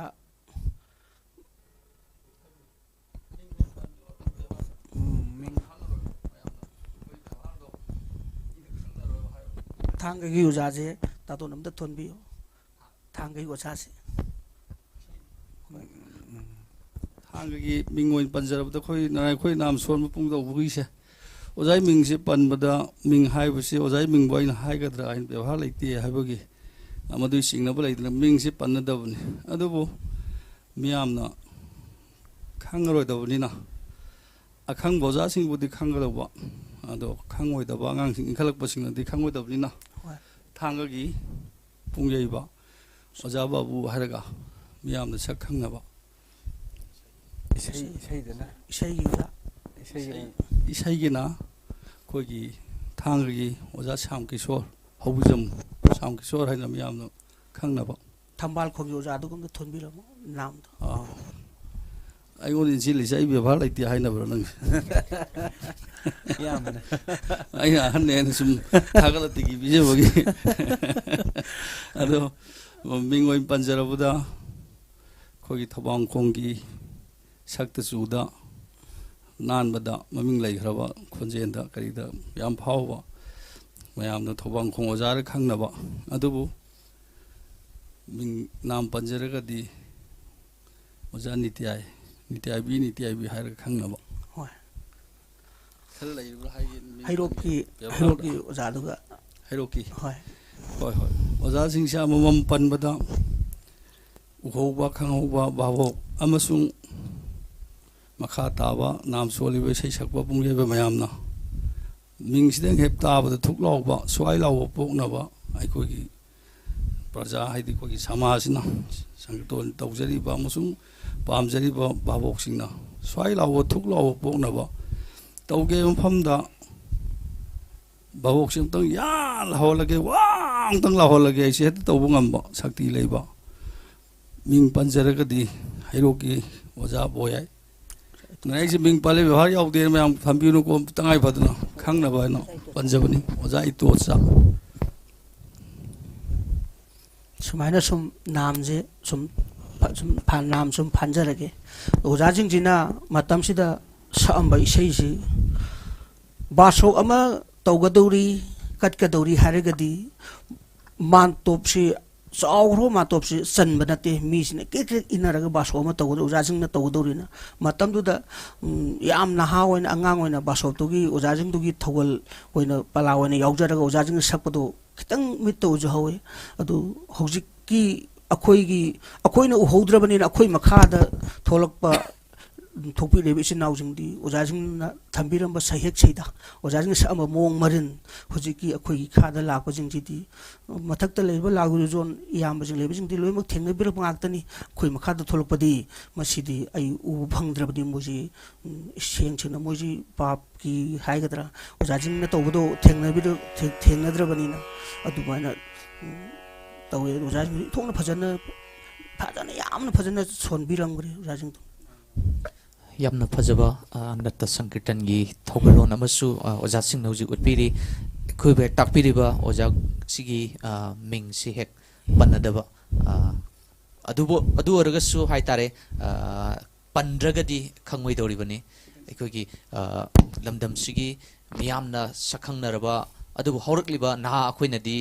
खंगबगी चांगदी यौद्रबनी हाइबा तारे असुंबो ओजा गुरु सिंगी Ming पनबिबगी दमक्तसु Aran ओहि यौरगसु ngapi boisino oja makhatana laksaning base okay oja maraksida polam lai college mentung paijage hello hello ꯑꯗꯣꯝꯒꯤ ꯏꯅꯥꯛꯇ ꯂꯩꯔꯤꯕ ꯇꯦꯂꯤꯚꯤꯖꯟ ꯑꯣꯏꯔꯤꯕ꯭ꯔꯥ ꯅꯠꯇ꯭ꯔꯒ ꯌꯨꯇ꯭ꯌꯨꯕꯇꯕꯨ ꯑꯣꯏꯔꯤꯕ꯭ꯔꯥ ꯈꯤꯇꯪ ꯂꯩꯊꯕꯤꯔꯒꯗꯤ ꯌꯥꯝ ꯅꯨꯡꯉꯥꯏꯖꯒꯅꯤ ꯉꯁꯥꯏ ꯑꯩꯈꯣꯏꯅ ꯊꯥꯖꯈꯤꯕ ꯁ꯭ꯇ꯭ꯔꯤꯃꯤꯡꯁꯦ ꯑꯗꯨꯃꯛ ꯁꯣꯝꯗ ꯇꯥꯔꯒ ꯂꯩꯖꯕ ꯍꯥꯏꯇꯥꯔꯦ Hello. ꯀꯣꯜ ꯇꯧꯕꯤꯔꯛꯂꯤꯕ ꯏꯁꯥꯒꯤ ꯃꯤꯡ ꯂꯩꯐꯝ ꯍꯥꯏꯕꯤꯌꯨ ꯊꯧꯕꯥꯜ ꯋꯥꯡꯃ ꯇꯥꯕꯗꯒꯤ ꯕꯦꯕꯤ ꯑꯗꯨ ꯀꯀꯥ ꯍꯥꯏꯕꯤꯌꯨ ꯀꯩꯅꯣꯗꯒꯤ ꯕꯁꯟꯇ ꯀꯀꯥ ꯕꯁꯟꯇꯗꯒꯤ ꯏꯁꯩ ꯍꯥ ꯍꯥ ꯕꯤꯗꯤꯑꯅ ꯑꯗꯨꯗꯣ ꯑꯝꯇ ꯇꯥꯖꯒꯦ ꯇꯧꯕꯅꯤ ꯁꯣꯏꯗꯅ ꯈꯨꯗꯣꯜ ꯇꯧꯍꯟꯖꯒꯦ ꯀꯔꯤ ꯀꯔꯤ ꯑꯇꯩ ꯍꯥꯏꯕꯤꯅꯤꯡꯕ ꯂꯩꯕꯤ ꯑꯩꯈꯣꯏꯒꯤ ꯊꯧꯔꯝ ꯑꯁꯤꯒ ꯃꯔꯤ ꯂꯩꯅꯅ ꯌꯥꯝ ꯅꯨꯡꯉꯥꯏꯖꯔꯦ ꯑꯩꯈꯣꯏ ꯉꯁꯥꯏꯗꯩ ꯑꯗꯨꯝ ꯌꯦꯡꯖꯩꯌꯦꯕ ꯂꯥꯏꯚꯇꯣ ꯑꯗꯨꯗꯨꯝꯇ ꯈꯟꯖꯒꯦ ꯀꯩꯁꯨ ꯍꯥꯏꯅꯤꯡꯉꯥꯏ ꯀꯩꯁꯨ ꯂꯩꯇꯦ ꯑꯣꯀꯦ ꯊꯥꯒꯠꯆꯔꯤ ꯁꯣꯏꯗꯅ ꯈꯨꯗꯣꯜ ꯇꯧꯍꯟꯖꯒꯦ ꯑꯣꯖꯥ ꯈꯨꯗꯣꯜ ꯑꯣ ꯊꯝꯖꯔꯒꯦ ꯑꯗꯨꯗꯤ ꯁꯛꯆꯒꯦ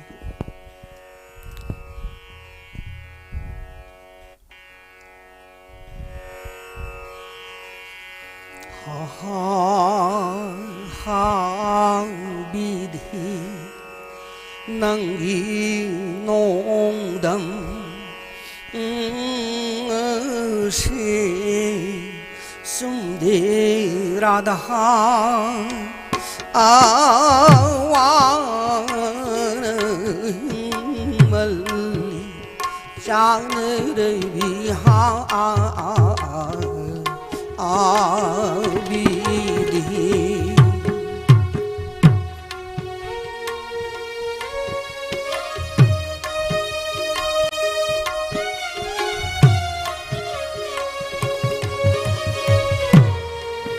와헐리베 아이시는 있고 숨디라다 와는 멀리 장르를 비하 비디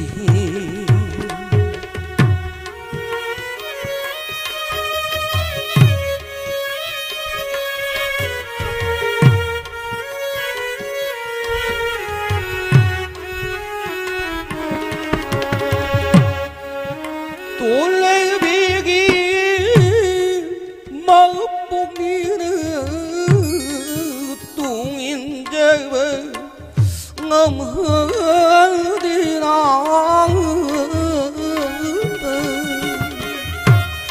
와헐리베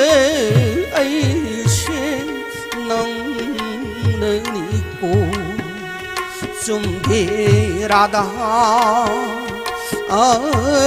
와는 멀리 장르를 비하 비디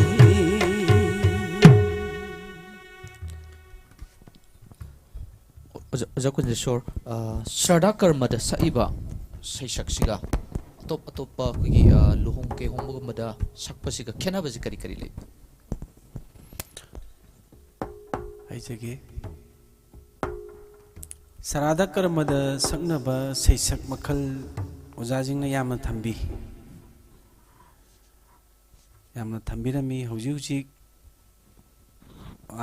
ꯈꯔ ꯉꯜꯂꯤꯉꯩꯗꯒꯤ ꯍꯥꯏꯇꯥꯔꯦ ꯉꯜꯂꯤꯉꯩꯗꯒꯤ ꯁꯛ ꯁꯣꯟꯅꯔꯛꯏꯕ ꯁꯩꯁꯛꯁꯤꯗꯤ ꯅꯤꯇꯤ ꯂꯤꯂꯥ ꯍꯥꯏꯕꯁꯤꯅ ꯈ꯭ꯋꯥꯏꯒꯤ ꯅꯝꯕꯔ ꯋꯥꯟꯗ ꯑꯗꯨꯝ ꯂꯩ ꯅꯤꯇꯤ ꯂꯤꯂꯥ ꯍꯥꯏꯕ ꯔꯁꯁꯤ ꯃꯁꯤꯒꯤ ꯔꯁ ꯑꯁꯤꯅ ꯃꯄꯨꯝ ꯑꯣꯏꯅ ꯂꯤꯁꯥꯡꯁꯤꯟꯅ ꯑꯥꯗꯒꯤ ꯑꯗꯨꯝ ꯑꯣꯖꯥ ꯒꯨꯔꯨꯁꯤꯡꯅ ꯃꯁꯤꯗꯩꯗ ꯇꯥꯜ ꯌꯩꯅꯕ ꯑꯗꯒꯤꯗꯤ ꯁꯩꯌꯦꯛ ꯁꯩꯗꯥ ꯃꯤ ꯑꯣꯖꯥꯁꯤꯡꯁꯤ ꯐꯥꯎꯔꯦ ꯍꯥꯏꯕ ꯑꯣꯖꯥꯁꯤꯡꯁꯤ ꯅꯥꯏꯇꯣꯝ ꯍꯥꯏꯅꯍꯟꯗꯅ ꯃꯁꯤꯒꯤ ꯑꯉꯛꯄ ꯑꯃ ꯃꯌꯥꯝꯗ ꯚꯥꯕꯣꯛꯇ ꯅꯨꯡꯉꯥꯏꯍꯟꯕ ꯑꯗꯒꯤꯗꯤ ꯄꯨꯡꯂꯣꯟꯗ ꯑꯣꯏꯇꯥꯔꯒꯁꯨ ꯐꯖꯅ ꯌꯩꯕ ꯌꯥꯕ ꯁꯩꯒꯣꯟꯅꯕꯤ ꯍꯥꯏꯗꯅ ꯃꯌꯥꯝ ꯑꯃ ꯈꯥꯏꯗꯣꯛꯇꯨꯅ ꯊꯝꯕꯤꯕ ꯃꯁꯤꯒꯤ ꯅꯤꯇꯤ ꯂꯤꯂꯥ ꯑꯁꯤꯅ ꯍꯧꯖꯤꯛꯁꯨ ꯃꯄꯨꯝ ꯑꯣꯏꯅ ꯑꯗꯨꯝ ꯆꯠꯂꯤ ꯍꯥꯏꯇꯥꯔꯦ ꯑꯣꯖꯥ ꯒꯨꯔꯨꯅ ꯊꯝꯕꯤꯔꯝꯕꯗ ꯑꯗꯨꯒ ꯃꯇꯝ ꯈꯔꯗꯒꯤ ꯑꯣꯖꯥ ꯈꯔꯗꯒꯤ ꯈꯔ ꯍꯟꯊꯔꯛꯄꯗ ꯑꯣꯖꯥ ꯈꯇꯪ ꯅꯣꯛꯊꯔꯛꯄꯗꯒꯤ ꯅꯤꯃꯥꯏ ꯁꯩꯅꯥꯁꯀꯨꯝꯕ ꯂꯥꯛꯑꯦꯅ ꯑꯣꯖꯥꯁꯤꯡꯅ ꯇꯥꯛꯄꯤ ꯅꯤꯃꯥꯏ ꯁꯩꯅꯥ ꯁꯩꯁꯛ ꯑꯗꯒꯤꯗꯤ ꯀꯜꯍꯟ ꯁꯩꯁꯛ ꯍꯥꯏꯗꯅ ꯂꯩꯔꯤꯕ ꯃꯈꯟꯗꯤ ꯑꯩꯅ ꯊꯥꯕꯗꯗꯤ ꯂꯣꯏꯕꯗꯤ ꯉꯝꯃꯔꯣꯏ ꯃꯈꯟ ꯁꯩꯁꯛ ꯁꯤꯃꯁꯨ ꯁꯛꯄ ꯌꯥꯏ ꯁꯤꯃꯁꯨ ꯁꯛꯄ ꯌꯥꯏ ꯍꯥꯏꯅ ꯑꯣꯖꯥꯁꯤꯡꯅꯗꯤ ꯌꯥꯝ ꯇꯥꯛꯄꯤ ꯑꯗꯨꯕꯨ ꯑꯩꯈꯣꯏꯅ ꯂꯣꯏꯅꯕ ꯇꯝꯃꯨꯕꯗꯤ ꯉꯝꯗꯦ ꯈꯔ ꯈꯖꯤꯛ ꯈꯛꯇꯅꯤ ꯑꯩꯈꯣꯏꯅ ꯇꯝꯖꯔꯤꯕꯁꯤꯗꯤ ꯑꯗꯩꯗ ꯃꯌꯥꯝꯅ ꯅꯨꯡꯁꯤꯕꯤꯗꯅ ꯅꯤꯇꯤ ꯂꯤꯂꯥ ꯑꯗꯩ ꯁꯩꯅꯥ ꯁꯛꯎ ꯅꯤꯇꯤ ꯂꯤꯂꯥ ꯁꯛꯎ ꯍꯥꯏꯗꯅ ꯁꯤ ꯑꯅꯤꯁꯤꯗ ꯑꯣꯏꯅ ꯃꯌꯥꯝꯁꯤ ꯃꯄꯨꯝ ꯑꯣꯏꯅ ꯆꯠꯅꯔꯤ ꯍꯥꯏꯇꯥꯔꯦ ꯁꯩꯁꯛꯁꯤꯗꯩꯗ ꯔꯁꯁꯤ ꯑꯗꯨꯒ ꯂꯨꯍꯣꯡꯕꯗ ꯁꯛꯄꯁꯤꯗꯤ ꯒꯧꯔꯥꯡꯒꯒꯤ ꯄ꯭ꯔꯆꯥꯔ ꯚꯥꯕꯤ ꯄ꯭ꯔꯊꯅꯥ ꯑꯗꯒꯤꯗꯤ ꯕ꯭ꯔꯤꯟꯗꯥꯕꯟ ꯍꯥꯏꯔꯤꯕꯁꯤꯗꯩꯗ ꯁꯣꯝꯗ ꯑꯣꯏꯅ ꯁꯩꯁꯛ ꯑꯃ ꯁꯩꯔꯦꯡ ꯑꯃ ꯑꯣꯏꯅ ꯂꯦꯡꯉꯒ ꯑꯣꯖꯥꯁꯤꯡꯅ ꯊꯝꯕꯤꯔꯝꯃꯤ ꯃꯁꯤꯅ ꯃꯔꯨ ꯑꯣꯏꯅ ꯁꯛꯅꯩ ꯁꯣꯟꯅꯩ ꯑꯩꯈꯣꯏꯒꯤ ꯁꯪꯀꯤꯔꯇꯟꯗꯗꯤ ꯁꯩꯍꯦꯛ ꯐꯖ ꯐꯖꯕ ꯃꯌꯥꯝ ꯑꯃ ꯍꯥꯞꯄꯤꯗꯅ ꯑꯣꯖꯥꯁꯤꯡꯅ ꯊꯝꯕꯤꯔꯝꯃꯤ ꯃꯁꯤ ꯍꯥꯏꯖꯒꯦ ꯑꯣꯖꯥ ꯔꯟꯖꯤꯠ ꯃꯄꯥꯟ ꯂꯝꯗ ꯍꯥꯏꯗꯤ ꯚꯥꯔꯠꯀꯤ ꯋꯥꯡꯃꯒꯤ ꯏꯚꯟ ꯑꯃꯦꯔꯤꯀꯥ ꯐꯥꯎꯕ ꯌꯧꯕꯤꯔꯨꯔꯦ ꯍꯥꯏꯅ ꯉꯁꯥꯏ ꯐꯣꯡꯗꯣꯛꯄꯤꯈ꯭ꯔꯦ ꯑꯋꯥ ꯅꯨꯡꯉꯥꯏ ꯃꯌꯥꯝ ꯑꯃ ꯊꯦꯡꯅꯕꯤꯔꯝꯒꯗꯕ ꯃꯥꯜꯂꯦ ꯑꯩꯈꯣꯏꯒꯤ ꯁꯛꯂꯤꯕ ꯁꯩꯁꯛ ꯁꯦꯠꯂꯤꯕ ꯐꯤꯖꯦꯠ ꯃꯐꯝꯗꯨꯒꯤ ꯂꯩꯔꯝꯃꯤꯕ ꯇꯣꯉꯥꯟ ꯇꯣꯉꯥꯟꯕ ꯀꯜꯆꯔꯒꯤ ꯑꯣꯏꯕ ꯏꯚꯦꯟ ꯃꯌꯥꯝꯗꯨꯗ ꯇꯣꯞ ꯇꯣꯞꯄ ꯈꯦꯠꯅꯕ ꯈꯔ ꯃꯈꯩꯗꯤ ꯑꯗꯨꯝ ꯎꯕꯤꯔꯝꯃꯒꯅꯤ ꯃꯌꯥꯝꯗꯒꯤ ꯀꯔꯤ ꯀꯔꯤ ꯑꯦꯄ꯭ꯔꯤꯁꯤꯌꯦꯁꯟꯒꯨꯝꯕ ꯐꯪꯕꯤꯕ ꯂꯩ ꯑꯗꯨꯒ ꯀꯔꯤ ꯀꯔꯤ ꯃꯌꯥꯝꯅ ꯀꯔꯤ ꯀꯔꯤ ꯊꯥꯒꯠ ꯋꯥꯍꯩꯕꯨ ꯑꯣꯏꯔꯒꯁꯨ ꯀꯔꯤ ꯀꯔꯤ ꯄꯥꯎꯗꯝꯕꯤꯔꯛꯄꯒꯨꯝꯕ ꯊꯦꯡꯅꯕꯤꯔꯛꯏ ꯍꯣꯏ ꯑꯩꯈꯣꯏꯒꯤ ꯏꯄꯥ ꯏꯄꯨꯁꯤꯡꯅ ꯊꯝꯕꯤꯔꯝꯕ ꯃꯅꯤꯄꯨꯔꯒꯤ ꯅꯠ ꯁꯪꯀꯤꯔꯇꯣꯟꯗꯒꯤ ꯍꯥꯏꯗꯤ ꯑꯩꯈꯣꯏꯅ ꯆꯠꯄꯗ ꯄꯨꯡ ꯆꯣꯂꯣꯝ ꯑꯥꯏꯇꯦꯝꯁꯦ ꯈꯤꯇꯪ ꯈꯥꯏꯗꯣꯛꯆꯔꯒ ꯙꯣꯟ ꯙꯣꯂꯣꯛ ꯆꯣꯂꯣꯝ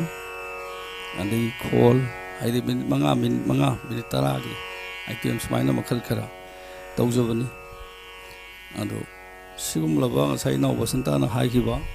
ꯃꯅꯤꯄꯨꯔꯒꯤ ꯃꯐꯝꯗ ꯊꯣꯛꯆꯕ ꯑꯩꯈꯣꯏꯒꯤ ꯀꯩꯅꯥꯒꯤ ꯆꯤꯡꯗ ꯍꯧꯕ ꯑꯩꯈꯣꯏꯒꯤ ꯊꯩꯕꯣꯡ ꯎꯅ ꯇꯤꯡꯖꯕ ꯑꯩꯈꯣꯏꯒꯤ ꯀꯔꯇꯥꯜ ꯑꯩꯈꯣꯏꯒꯤ ꯑꯣꯖꯥꯁꯤꯡ ꯒꯨꯔꯨꯁꯤꯡꯅ ꯁꯦꯝꯕꯤꯕ ꯑꯗꯨꯒ ꯙꯔꯃꯒꯤ ꯃꯔꯝꯗꯗꯤ ꯋꯥꯔꯤ ꯄꯔꯦꯡꯗꯤ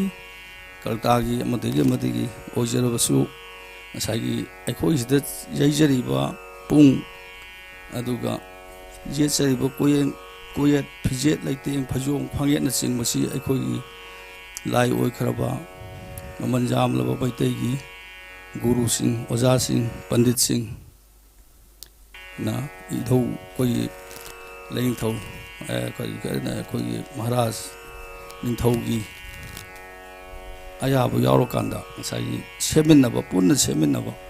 ꯁꯦꯝꯃꯒ ꯁꯨꯃꯥꯏꯅ ꯇꯧꯕ ꯑꯩꯈꯣꯏꯒꯤ ꯀꯩꯅꯣꯅꯤ ꯁꯩꯁꯛ ꯁꯟꯗ ꯄꯨꯡꯒꯤ ꯄꯨꯡꯈꯣꯜ ꯄ꯭ꯔꯤꯊꯤꯕꯤꯒꯤ ꯃꯐꯝ ꯇꯣꯉꯥꯟꯕꯗ ꯂꯩꯔꯤꯕ ꯗ꯭ꯔꯝ ꯇꯣꯉꯥꯟ ꯇꯣꯉꯥꯟꯕ ꯂꯩꯔꯤꯁꯤ ꯑꯝꯇ ꯃꯥꯟꯅꯗꯦ ꯑꯩꯈꯣꯏꯒꯤꯁꯤꯒ ꯄꯨꯡꯈꯣꯟꯗꯒꯤ ꯀꯔꯤꯗꯒꯤ ꯑꯆꯧ ꯐꯦꯁꯇꯤꯚꯦꯜ ꯇꯧꯕꯗ ꯏꯟꯇꯔꯅꯦꯁꯅꯦꯜ ꯐꯦꯁꯇꯤꯚꯦꯜ ꯇꯧꯕꯗ ꯑꯗꯣ ꯃꯣꯏꯒꯤ ꯑꯐ꯭ꯔꯤꯀꯥꯒꯤ ꯄꯨꯡ ꯃꯈꯜ ꯑꯃ ꯂꯩ ꯃꯣꯔꯥꯒꯨꯝꯕ ꯈꯔ ꯋꯥꯡꯕ ꯈꯣꯡ ꯀꯔꯥꯡ ꯑꯅꯤꯗ ꯈꯤꯇꯪ ꯊꯤꯡꯖꯤꯜꯂꯒ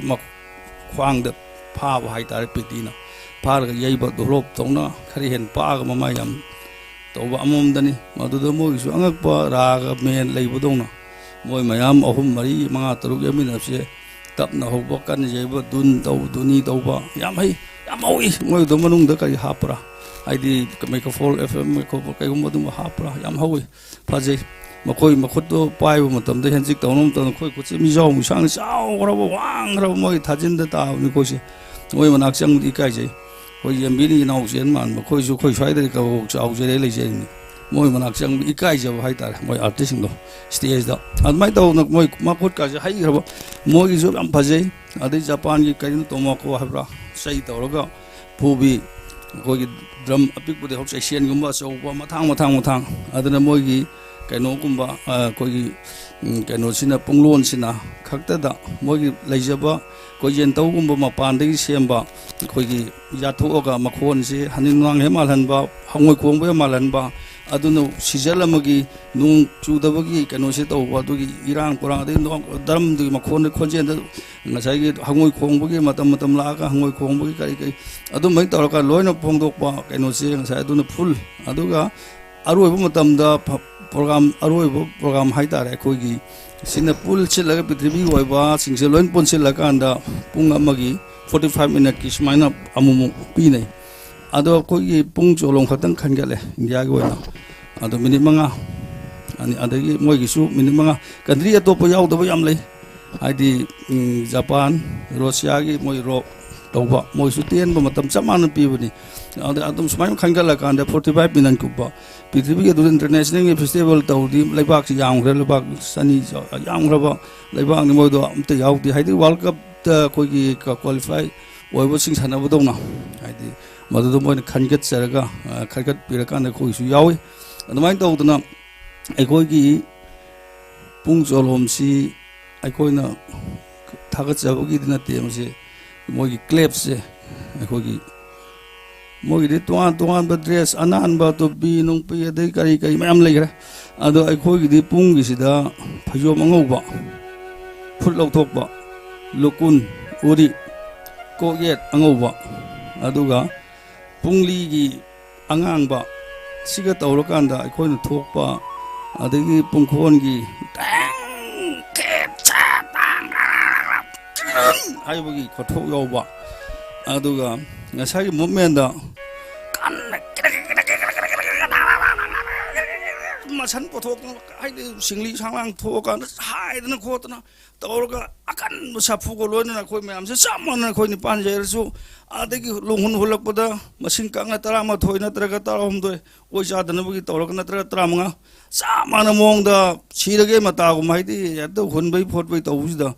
पृथ्वी अतई फजब मैम लेजरसु क्लेब की कई कई खुबा खूब लाउनबसे अखोना हेलेदना हाइजनी इसा थागतपदी तागने नते नते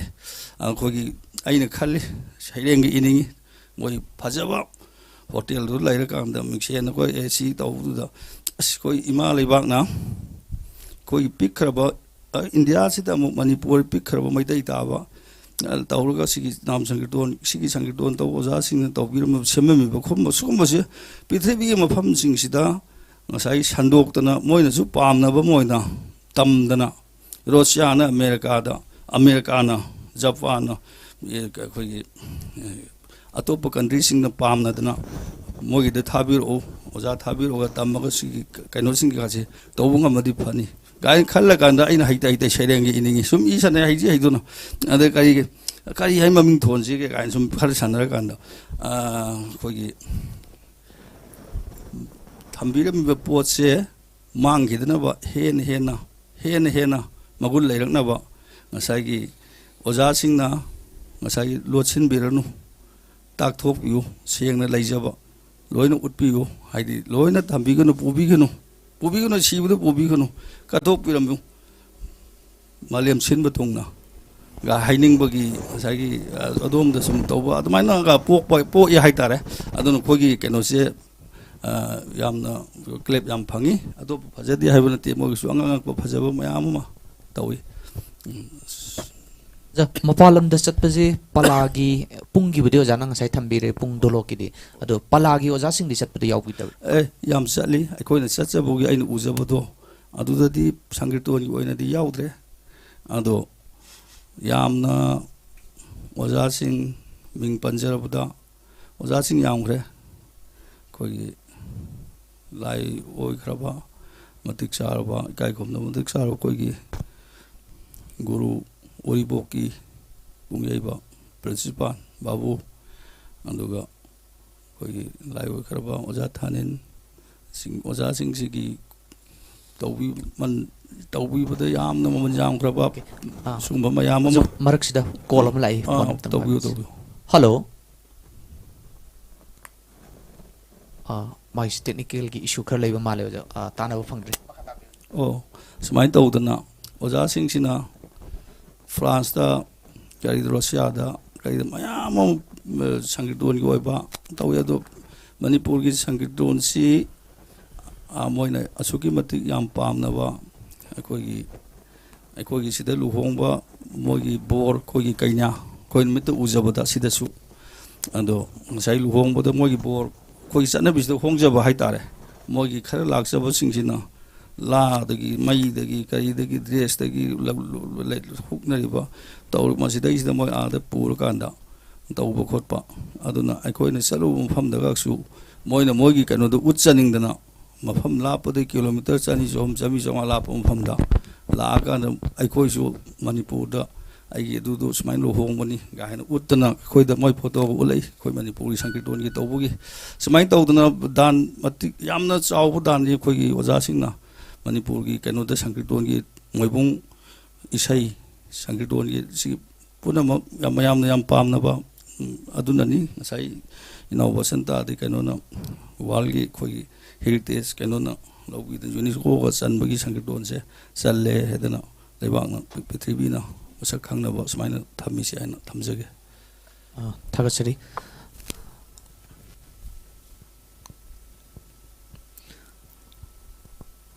ꯑꯣꯀꯦ ꯑꯩꯈꯣꯏꯒꯤ ꯄꯤꯖꯔꯤꯕ ꯅꯝꯕꯔ 7005755919 ꯅꯝꯕꯔꯁꯤꯗ ꯀꯣꯜ ꯇꯧꯕꯤꯔꯛꯇꯨꯅ ꯉꯁꯤꯒꯤ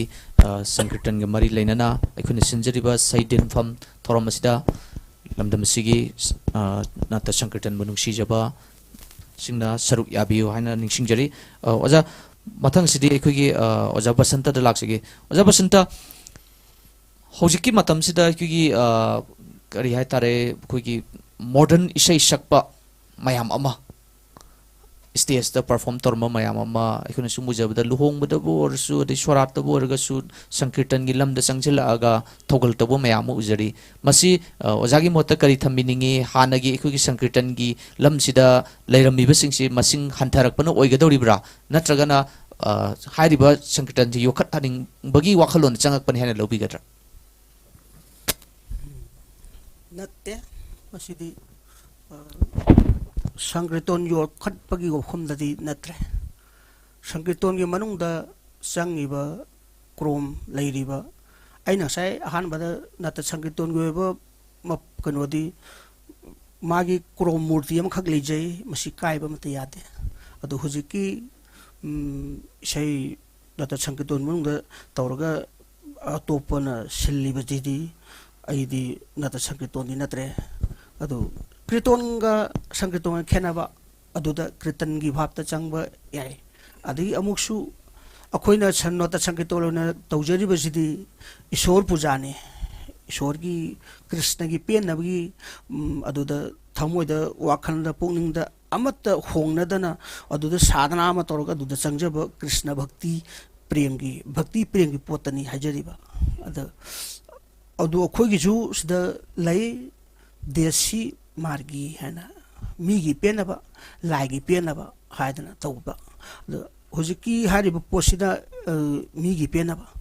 ꯑꯗꯣ ꯑꯩꯈꯣꯏ ꯁꯪꯀꯤꯔꯇꯣꯟꯗ ꯇꯧꯔꯤꯕ ꯀꯠꯂꯤꯕꯁꯤꯅ ꯏꯁꯣꯔꯒꯤ ꯄꯦꯟꯅꯕ ꯏꯁꯣꯔꯗ ꯆꯪꯖꯕ ꯋꯥꯈꯜ ꯍꯣꯡꯗꯕꯤꯗ ꯁꯥꯙꯅꯥ ꯑꯃꯗ ꯇꯧꯔꯒ ꯆꯪꯖꯕ ꯄꯣꯠ ꯑꯃꯅꯦꯕ ꯑꯗꯣ ꯍꯧꯖꯤꯛꯀꯤ ꯂꯩꯔꯤꯕ ꯄꯣꯠꯇꯨꯅ ꯇꯧꯔꯤꯕ ꯄꯣꯠꯇꯨꯅ ꯏꯁꯣꯔꯒꯤ ꯀꯩꯅꯣꯗꯤ ꯅꯠꯇꯦ ꯍꯥꯏꯕꯗꯤ ꯅꯠꯆꯗꯦ ꯑꯅꯤꯗꯨꯒꯤ ꯈꯦꯠꯅꯕꯗꯤ ꯂꯩ ꯍꯥꯏꯖꯔꯤꯕ ꯑꯗꯨꯒ ꯁꯪꯀꯤꯔꯇꯣꯟꯒꯤ ꯁꯤꯗ ꯆꯪꯁꯤꯜꯂꯛꯏꯕꯁꯤꯅ ꯀꯔꯝꯍꯥꯏꯅ ꯇꯧꯔꯒꯦ ꯍꯥꯏꯕꯕꯨ ꯃꯁꯤꯗ ꯑꯩꯈꯣꯏꯒꯤ ꯍꯧꯖꯤꯛꯀꯤ ꯃꯇꯝꯗ ꯁꯪꯀꯤꯔꯇꯣꯟ ꯇꯧꯕꯁꯤꯡꯁꯦ ꯀꯩꯅꯣꯗ ꯄꯩꯁꯥꯒꯤ ꯋꯥꯈꯟꯗ ꯆꯠꯈ꯭ꯔꯦ ꯄꯩꯁꯥ ꯐꯪꯉꯦꯅ ꯁꯣꯝꯗ ꯁꯪꯀꯤꯔꯇꯣꯟꯗ ꯆꯪꯉꯗꯤ ꯄꯩꯁꯥ ꯐꯪꯉꯦꯅ ꯆꯠꯈ꯭ꯔꯦꯕ ꯑꯩꯈꯣꯏ ꯁꯪꯀꯤꯔꯇꯣꯟꯁꯤꯒꯤ ꯄꯣꯠꯇꯤ ꯀꯔꯤꯅꯣ ꯍꯥꯏꯕꯗꯤ ꯈꯪꯗ꯭ꯔꯕ ꯑꯗꯨꯒ ꯁꯪꯀꯤꯔꯇꯣꯟꯗ ꯆꯪꯉꯒ ꯄꯩꯁꯥ ꯐꯪꯉꯦꯅ ꯍꯥꯏꯕꯒꯤ ꯀꯩꯅꯣꯗ ꯁꯪꯀꯤꯔꯇꯣꯟꯁꯤꯗ ꯂꯣꯏꯅꯃꯛ ꯆꯪꯁꯤꯜꯂꯒ ꯁꯤꯗ ꯁꯪꯀꯤꯔꯇꯣꯟꯒꯤ ꯃꯐꯝꯁꯤꯗ ꯃꯣꯏꯁꯨ ꯁꯤꯗ ꯆꯪꯁꯤꯜꯂꯒ ꯁꯤꯗ ꯐꯤꯗꯥ ꯑꯃ ꯀꯜꯂꯔꯦꯕ ꯑꯗꯨꯒꯤ ꯀꯜꯂꯤꯁꯦ ꯀꯟꯕꯤꯌꯨ ꯀꯥꯏꯗꯦ ꯂꯣꯏꯅꯃꯛ ꯍꯣꯠꯅꯕꯤꯌꯨ ꯑꯗꯨꯕꯨ ꯁꯪꯀꯤꯔꯇꯣꯟꯒꯤ ꯑꯣꯏꯕ ꯅꯤꯇꯤ ꯅꯤꯌꯣꯝꯗꯨꯗꯤ ꯆꯦꯠꯅ ꯊꯧꯒꯣꯟꯅꯕꯤꯌꯨ ꯍꯥꯟꯅꯗꯒꯤ ꯍꯧꯔꯛꯄ ꯄꯣꯠ ꯀꯔꯤꯅꯣ ꯍꯥꯏꯕꯗꯣ ꯐꯖꯅ ꯊꯧꯒꯣꯟꯅꯔꯒ ꯁꯪꯀꯤꯔꯇꯣꯟꯒꯤ ꯃꯒꯨꯟꯗꯨ ꯉꯥꯛꯅ ꯆꯠꯄꯤꯔꯒ ꯁ꯭ꯇꯦꯖꯅ ꯁ꯭ꯇꯦꯖꯒꯤ ꯄꯣꯠ ꯃꯔꯛꯁꯤꯗ ꯐꯣꯟ ꯑꯃ ꯂꯥꯛꯏ ꯐꯣꯟ ꯑꯝꯇ ꯄꯥꯏꯖꯒꯦ ꯍꯜꯂꯣ Halo.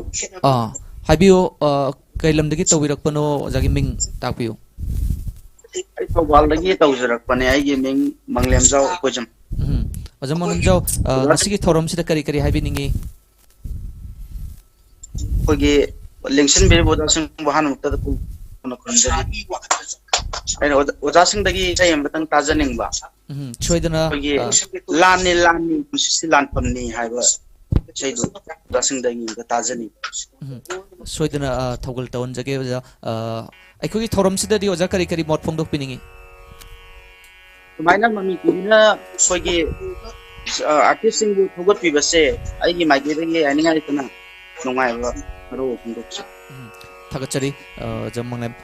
ꯃꯇꯨꯡꯗꯁꯨ ꯍꯦꯟꯅ ꯃꯥꯏ ꯄꯥꯛꯄ ꯑꯣꯏꯕꯤꯌꯨ ꯑꯣꯀꯦ ꯑꯣꯖꯥꯅ ꯈꯟꯕꯤꯔꯤꯕ ꯏꯁꯩꯁꯤ ꯁꯣꯏꯗꯅ ꯇꯧꯍꯟꯖꯒꯦ ꯑꯣꯖꯥꯁꯤꯡꯗ ꯃꯇꯝꯁꯤ ꯁꯤꯟꯅꯖꯩ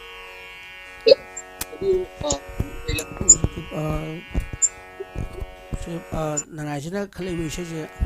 ꯅꯤꯇꯥꯏ ꯕꯣꯠꯀꯤ ꯏꯁꯩꯅꯦ ꯑꯗꯣ ꯃꯁꯤ ꯂꯧꯈꯠꯂꯒ ꯃꯇꯦꯛ ꯃꯈꯜ ꯑꯃ ꯃꯌꯥꯝꯒꯤ ꯅꯨꯡꯉꯥꯏꯅꯕ ꯃꯇꯦꯛ ꯑꯃꯇꯪ ꯂꯧꯈꯠꯂꯒ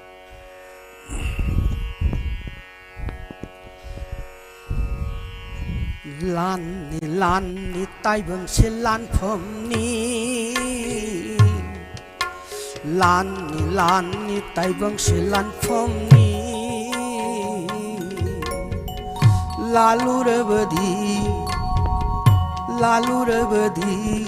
ꯆꯪꯖꯧ ꯂꯥꯟꯅꯤ ꯂꯥꯟꯅꯤ ꯇꯥꯏꯕꯪꯁꯦ ꯂꯥꯟꯐꯝꯅꯤ ꯄꯨꯟꯁꯤ ꯂꯥꯝꯅꯤ ꯂꯥꯝꯅꯤ ꯇꯥꯏꯕꯪꯁꯦ ꯂꯥꯟꯐꯝꯅꯤ ꯂꯩꯔꯤꯕꯁꯦ ꯏꯔꯩꯅꯤ ꯄꯨꯟꯁꯤ ꯂꯥꯝꯅꯤ ꯂꯥꯝꯅꯤ ꯇꯥꯏꯕꯪꯁꯦ ꯂꯥꯟꯐꯝꯅꯤ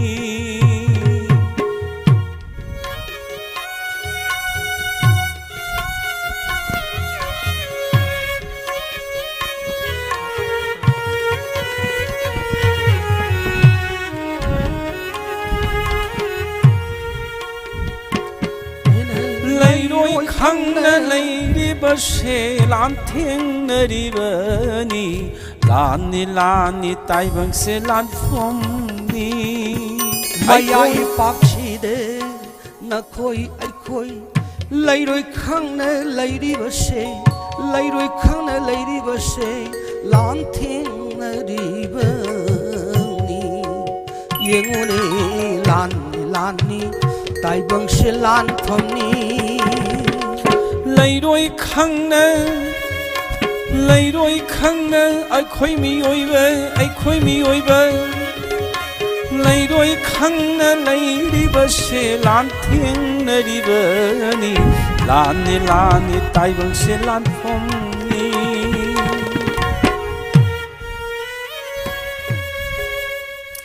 ꯑꯣꯖꯥꯕꯁꯟꯇ ꯋꯥꯔꯤ ꯃꯈꯥ ꯇꯥꯕꯤꯌꯨ ꯍꯧꯖꯤꯛꯀꯤ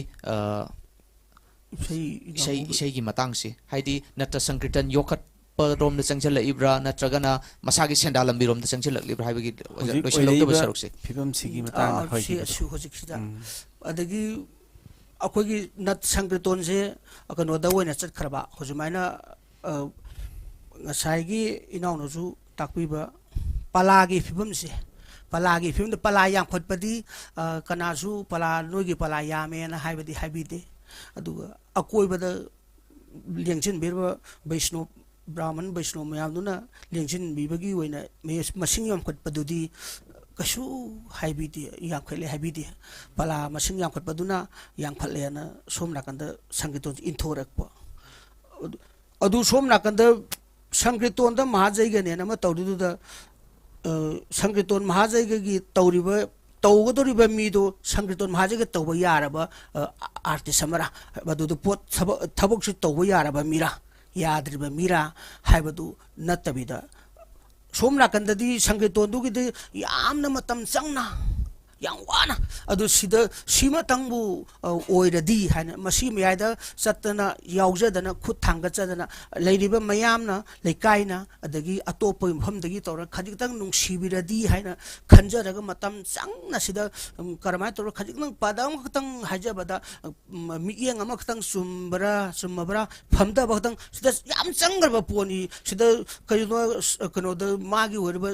sathik ibomda gatida masi ama khatang bada phamda bas sumdadana tokhrabane ba sangiton sida leiribe sanja ma khak sanja do sumdana tokhrabani sigum baje mayam je yawba yaraba mi jingjina masida yawholaga sangiton mahaje ga phajana sumna pangthuk pirga tawbu matam da sangiton mahaje ga du mo phol phangdani ngai waliti aina haje adu hariba posin natabida sangiton gi mi jingje somde inthore adu ꯁꯤꯒꯤ ꯃꯐꯝꯁꯤꯗ ꯑꯇꯣꯞꯄ ꯃꯤꯅ ꯍꯥꯏꯔꯤꯕ ꯑꯁꯨꯛ ꯂꯨꯈ꯭ꯔꯕ ꯐꯖꯈ꯭ꯔꯕ ꯄꯣꯠꯁꯦ ꯁꯣꯝꯗ ꯑꯣꯏꯅ ꯀꯩꯅꯣ ꯑꯣꯏꯅ ꯆꯠꯈꯤꯕꯁꯦ ꯁꯤꯃꯇꯪꯗꯤ ꯑꯩ ꯅꯨꯡꯉꯥꯏꯖꯗꯦ ꯁꯤꯕꯨꯗꯤ ꯍꯣꯏ ꯑꯣꯖꯥ ꯀꯨꯟꯖꯦꯁꯣꯔꯗ ꯍꯪꯖꯅꯤꯡꯕꯁꯤꯅ Sankirtan si ngasagi tongan artist mayam amna sankirtan gi lamda changchilak pasina mayam no unari sankirtan jida yawri ba mi se hauchiki matam dai tare na sing si sankirtan gi lamda changchilak pai sang si hanthara ba jala mahut meeting ai later dana hanagi artist ate otopa artist sing sina muk sankirtan gi lamda changchilak po oibra hai ba si he hangna ba wahang ne ba aduga loin oja dum laksen ba otopa wahang amasina khogi nupi sai shakpiga nupa sai shakpiga karam ba mafam thogal ari thodok sing da khena ba leibra pulap na thogan to ba yabra madu matam hai jage sankirtan gi sokhalakna ba koina hotna ba yaba leibak ki angam mathau leiriba singchina hotna bi gadaba aikoi bu sankirtan la se manipur da di yamna maru iba mani haijaning aina pokpa madi sibada loinarabani adagi pokpadagi sibada phawada loinareba sankirtan sim yamna maru oibane aba adubu kana nasu hani yingbi haitare ado masina marai chaithabagi adum maram adum oirak haitare sankirtan bu manipur da aikoi sankirtan hai aina na sankirtan da gaur dharma da haitare dharma amagi hunbagi wapam din achade aina gaur dharma jidai daina sakja sonjarubagi haijabani siga samana na mai tei sei sakta ju ekoi lana thon pang thok chari ba mayam sing ju chai tharak pa je ani mak chai tharak pa matam da ani gi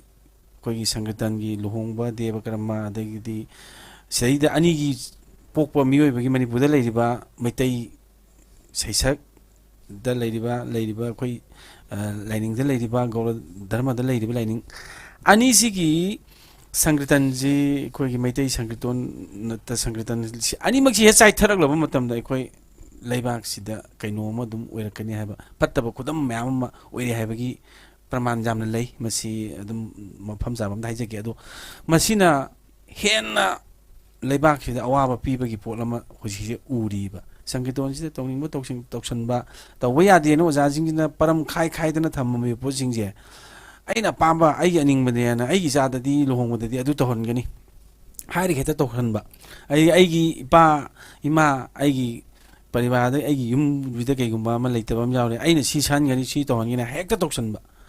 mioi bagi pokpa ma siba ma da sanarami ba ozaguru laiguru ning tho haktak tagi manipur da sangna sanadana leirami ba pose manung da kari gumba ma di leirabani haiba se ai khoi mipung khuding makna khangbi da bugum ma tawi masi gi liklam je karak pa matam da yum da karigum da sala kani karam ba kai tor kani accident karigum mayam la kani haiba se ai khoina khanna nei ne da bugum ma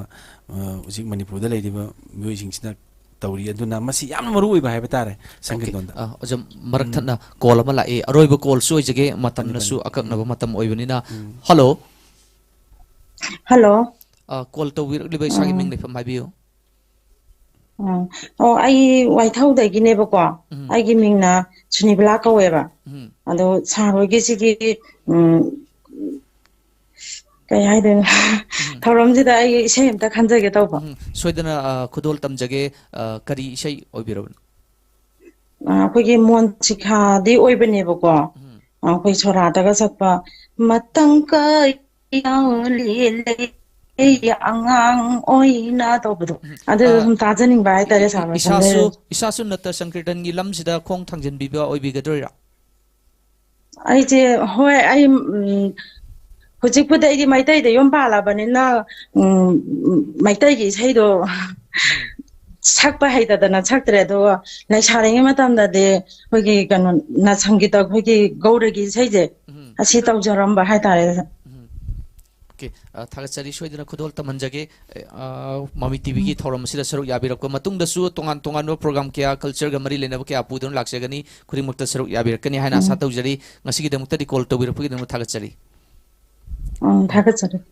oja isei si khudol tamjinge matam da ngasai gi nupi seisak pisinga nupa seisak pisinga thogol tawgi khena badum tang ten tang na thambi aru akakna matam si loisalak pana hai tare mathangi khudong chabada mu dogjage aduga ngasai khanbirak lebi sei si khudol tam oja guru singna mamang dagi nupi ga nipaga masi seisak si punba yabagi ayaba piramde ada hausikti stage da di saktak poina sakminna ba sonminna ba di mayam amadi ꯎꯕ ꯐꯪꯉꯦ ꯑꯗꯨꯒ ꯑꯩꯈꯣꯏꯒꯤ ꯁꯪꯀ꯭ꯔꯤꯇꯣꯟꯃꯛꯇꯗꯤ ꯅꯨꯄꯤꯒ ꯅꯨꯄꯥꯒ ꯁꯛꯃꯤꯟꯅꯕ ꯌꯥꯕꯒꯤ ꯑꯌꯥꯕꯗꯤ ꯄꯤꯔꯝꯗꯦ ꯑꯗꯨꯕꯨ ꯄꯤꯔꯝꯗꯦ ꯍꯥꯏꯗꯨꯅꯁꯨ ꯃꯌꯥꯝꯒꯤ ꯃꯇꯝꯒꯤ ꯑꯑꯣꯟꯕꯒꯤ ꯃꯇꯨꯡ ꯏꯟꯅ ꯎꯕꯗꯤ ꯃꯌꯥꯝ ꯐꯪꯉꯤ ꯃꯁꯤ ꯀꯅꯥꯝꯇꯅꯁꯨ ꯊꯤꯡꯉꯨꯕ ꯉꯝꯗꯦ ꯃꯁꯤ ꯃꯣꯏꯅ ꯁꯛꯆ ꯁꯣꯟꯖꯔꯤꯕꯁꯤꯗꯤ ꯌꯥꯕ ꯂꯩꯔꯝꯒꯅꯤ ꯌꯥꯗꯕ ꯂꯩꯔꯝꯒꯅꯤ ꯑꯗꯨꯕꯨ ꯀ꯭ꯔꯤꯇꯟꯅꯤ ꯃꯣꯏꯅ ꯁꯛꯏꯕꯁꯤꯗꯤ ꯑꯩꯈꯣꯏꯒꯤ ꯂꯩꯃꯥꯡꯗ ꯑꯩꯈꯣꯏꯒꯤ ꯀꯩꯒꯨꯝꯕ ꯑꯃ ꯇꯧꯔꯒ ꯁꯛꯄꯒꯨꯝꯕꯅꯤ ꯑꯗꯨꯒ ꯁꯪꯀ꯭ꯔꯤꯇꯟ ꯍꯥꯏꯕ ꯄꯣꯠꯁꯤꯗꯤ ꯌꯥꯝꯅ ꯂꯨꯕ ꯃꯥꯒꯤ ꯗ꯭ꯔꯦꯁꯁꯦ ꯑꯩꯈꯣꯏꯒꯤ ꯁꯪꯀ꯭ꯔꯤꯇꯣꯟꯗ ꯁꯦꯠꯂꯤꯕ ꯗ꯭ꯔꯦꯁ ꯎꯔꯤꯛ ꯂꯨꯀꯨꯟ ꯀꯣꯌꯦꯠ ꯍꯥꯏꯕ ꯃꯥꯒꯤ ꯐꯤꯖꯦꯠ ꯂꯩꯇꯦꯡꯁꯤꯡꯁꯦ ꯂꯣꯏꯅ ꯁꯨꯕ ꯃꯈꯜꯁꯦ ꯁꯨꯔꯒꯗꯤ ꯑꯩꯈꯣꯏꯒꯤ ꯃꯍꯥꯖꯩꯒꯒꯤ ꯃꯁꯛ ꯄꯨꯡꯒꯤꯗꯁꯨ ꯀꯣꯌꯦꯠ ꯐꯩꯖꯣꯝ ꯐꯤꯖꯥꯡ ꯂꯣꯏꯅꯃꯛ ꯁꯨꯔꯀꯥꯟꯗ ꯄꯨꯝꯅꯃꯛ ꯃꯥꯝꯇꯣꯞ ꯃꯄꯨ ꯑꯗꯒꯤꯗꯤ ꯑꯩꯈꯣꯏꯒꯤ ꯃꯣꯏꯕꯨꯡ ꯈꯣꯡꯕ ꯍꯥꯏꯕꯁꯤꯡꯁꯦ ꯄꯨꯂꯞ ꯁꯨꯔꯒ ꯃꯍꯥꯖꯩꯒꯒꯤ ꯃꯁꯛ ꯑꯃ ꯅꯠꯇ ꯁꯪꯀ꯭ꯔꯤꯇꯟꯂꯅ ꯑꯣꯖꯥꯁꯤꯡꯅ ꯊꯝꯕꯤꯔꯝꯕ ꯑꯔꯨꯕ ꯄꯣꯠꯁꯤꯗꯤ ꯅꯠꯇ꯭ꯔꯦ ꯍꯧꯖꯤꯛꯅ ꯃꯣꯏꯅ ꯄꯥꯡꯊꯣꯛꯅꯔꯤꯕ ꯃꯌꯥꯝꯁꯤꯡꯅ ꯀ꯭ꯔꯤꯇꯟꯗ ꯑꯣꯏꯅ ꯄꯥꯡꯊꯣꯛꯅꯕ ꯍꯥꯏꯇꯥꯔꯦ ꯃꯁꯤꯁꯨ ꯑꯌꯥꯕ ꯂꯩꯔꯝꯒꯅꯤ ꯌꯥꯝꯒꯅꯤ ꯑꯩꯅ ꯃꯁꯤ ꯍꯥꯏꯖꯕꯗꯤ ꯉꯝꯖꯗꯦ ꯑꯣꯖꯥ ꯀꯣꯜꯁꯤ ꯌꯥꯝꯅ ꯃꯊꯪ ꯂꯥꯛꯆꯕ ꯍꯥꯏꯇꯥꯔꯦ ꯂꯣꯏꯅ ꯁꯨꯅ ꯄꯥꯏꯖꯕꯗꯤ ꯉꯝꯖꯗꯦ ꯑꯩ ꯂꯥꯁ ꯀꯣꯜꯅꯦꯗꯤ ꯍꯥꯏꯖꯈ꯭ꯔꯕꯅꯤ ꯑꯗꯨ ꯍꯧꯖꯤꯛ ꯑꯃꯁꯨ ꯇꯧꯁꯟꯗꯨꯅ ꯉꯁꯥꯏꯗꯒꯤ ꯂꯩꯖꯔꯦ ꯁꯤꯝꯇꯪ ꯄꯥꯏꯈꯠꯆꯒꯦ ꯍꯜꯂꯣ ꯍꯜꯂꯣ ꯑꯗꯣꯝꯒꯤ ꯃꯤꯡ ꯂꯩꯐꯝ ꯍꯥꯏꯕꯤꯌꯨ ꯅꯣꯡꯄꯣꯛ ꯂꯧꯔꯦꯝꯕꯝꯗꯒꯤ ꯁꯥꯄꯝ ꯔꯨꯄꯜꯅꯤ ꯍꯥꯏꯕꯤꯌꯨ ꯑꯣꯖꯥ ꯉꯁꯤꯒꯤ ꯃꯃꯤ ꯇꯤꯚꯤ ꯂꯥꯏꯚꯁꯤꯗ ꯑꯩꯈꯣꯏꯒꯤ ꯃꯃꯜ ꯌꯥꯝꯂꯕ ꯊꯧꯔꯝꯁꯤꯕꯨ ꯁꯤꯟꯕꯤꯕꯒꯤꯗꯃꯛꯇ ꯑꯩ ꯔꯨꯄꯒꯤ ꯃꯥꯏꯀꯩꯗꯒꯤ ꯊꯥꯒꯠꯆꯕ ꯐꯣꯡꯗꯣꯛꯆꯔꯤ ꯑꯗꯨꯒ ꯑꯩꯈꯣꯏꯒꯤ ꯑꯩꯒꯤ ꯌꯥꯏꯔꯤꯄꯣꯛꯀꯤ ꯑꯩꯒꯤ ꯒꯨꯔꯨꯗꯦꯕꯗꯨꯅ ꯌꯥꯝꯅ ꯊꯋꯥꯏ ꯇꯥꯅ ꯁ꯭ꯔꯥꯗ ꯀꯔꯃ ꯃꯐꯝ ꯈꯨꯗꯤꯡꯒꯤ ꯁꯨꯝ ꯑꯅꯝꯕ ꯃꯇꯝꯗ ꯁꯨꯝ ꯄꯨꯟꯕꯤꯔꯝꯕ ꯑꯩꯈꯣꯏꯒꯤ ꯃꯍꯥꯚꯥꯛꯀꯤ ꯃꯁꯛ ꯑꯣꯏꯕꯤꯗꯅ ꯏꯁꯩꯗꯨ ꯑꯩꯒꯤ ꯒꯨꯔꯨꯗꯦꯕ ꯑꯩꯒꯤ ꯑꯣꯖꯥ ꯕꯁꯟꯇ ꯑꯃꯗꯤ ꯑꯩꯒꯤ ꯑꯣꯖꯥ ꯑꯩꯈꯣꯏꯒꯤ ꯖꯦꯒ ꯑꯅꯤꯁꯤꯅ ꯑꯝꯇ ꯈꯪꯍꯟꯕꯤꯔꯒꯗꯤ ꯌꯥꯝ ꯅꯨꯡꯉꯥꯏꯖꯅꯤ ꯁꯤꯝꯇ ꯁꯨꯝ ꯍꯥꯏꯖꯒꯦꯅ ꯇꯧꯕꯅꯤ ꯁꯣꯏꯗꯅ ꯈꯨꯗꯣꯜ ꯇꯝꯖꯒꯦ ꯑꯩꯈꯣꯏꯒꯤ ꯃꯇꯝꯁꯤꯁꯨ ꯑꯀꯛꯅꯕ ꯃꯇꯝ ꯑꯣꯏꯕꯅ ꯈꯔ ꯁꯥꯡꯅ ꯋꯥꯔꯤ ꯁꯥꯟꯅꯖꯅꯤꯡꯕꯅꯤ ꯑꯗꯨꯕꯨ ꯉꯁꯤꯒꯤꯗꯃꯛꯇꯗꯤ ꯋꯥꯔꯧꯕꯤꯕ ꯌꯥꯗ꯭ꯔꯦ ꯑꯣꯖꯥꯒꯁꯨ ꯃꯊꯪꯒꯤ ꯄ꯭ꯔꯣꯒ꯭ꯔꯥꯝꯁꯤꯡꯗ ꯍꯛꯊꯦꯡꯅꯅ ꯋꯥꯔꯤ ꯁꯥꯕꯒꯤ ꯈꯨꯗꯣꯡꯆꯥꯕꯗꯨ ꯂꯧꯕꯤꯌꯨ ꯉꯁꯤꯒꯤꯗꯃꯛꯇꯗꯤ ꯀꯣꯜ ꯇꯧꯕꯤꯔꯛꯄꯒꯤꯗꯃꯛ ꯊꯥꯒꯠꯆꯔꯤ ꯁꯣꯏꯗꯅ ꯈꯨꯗꯣꯜ ꯇꯧꯍꯟꯖꯒꯦ ꯑꯣꯖꯥ ꯉꯁꯥꯏꯒꯤ ꯃꯃꯥꯡꯗ ꯈꯟꯕꯤꯔꯝꯕ ꯀꯣꯜ ꯇꯧꯕꯤꯔꯝꯕꯗꯨꯅ ꯈꯟꯕꯤꯔꯝꯕꯗꯨꯒ ꯍꯧꯖꯤꯛꯀꯤ ꯑꯣꯖꯥꯅ ꯈꯟꯕꯤꯔꯤꯕꯁꯦ ꯇꯦꯟꯇꯛꯅ ꯑꯅꯤꯁꯤꯝꯇꯪ ꯁꯝꯖꯟꯅꯔꯝꯃꯤ ꯏꯌꯥꯝꯕꯅ ꯍꯧꯔꯒ ꯃꯇꯦꯡ ꯏꯁꯩꯅꯤ ꯀꯂꯥꯅꯤ ꯃꯥꯅ ꯃꯩꯇꯩ ꯃꯔꯨꯞꯀꯤ ꯏꯁꯩꯅꯤ ꯒꯧꯔꯒꯤ ꯏꯁꯩꯅꯤ ꯍꯥꯏꯕ ꯋꯥꯈꯜ ꯊꯥꯗꯣꯛꯄꯤꯌꯨ ꯁꯤꯗꯤ ꯀꯂꯥꯗ ꯙꯔꯃꯒꯤ ꯋꯥ ꯂꯩꯇꯦ ꯊꯝꯖꯒꯦ ꯑꯗꯨꯒ ꯃꯩꯇꯩ ꯃꯔꯨꯞꯀꯤ ꯀꯥꯡꯕꯨꯅ ꯃꯇꯝ ꯀꯌꯥ ꯂꯦꯜꯂꯦ ꯁꯛꯄ ꯌꯥꯗꯦ ꯍꯥꯏꯕ ꯂꯩꯇꯦ ꯊꯣꯟꯕꯤꯌꯨ ꯑꯩꯈꯣꯏ ꯁꯤꯒꯤ ꯏꯁꯩꯁꯤꯗ ꯈꯖꯤꯛꯇꯪ ꯑꯈꯪꯕ ꯒꯨꯔꯨꯖꯣꯟꯁꯤꯡꯅ ꯇꯥꯛꯄꯤꯕ खितंग थमजगे अदु हुजिक इनाउ नमु खन ताकपिरम बसै दुजु मतेक ओना थमजगे मतम जि लेतबननि वारो बितन बै मयाम हमदै नोनुसरि मतम कयां लेले अंगां ओइने ओइजबे खंदना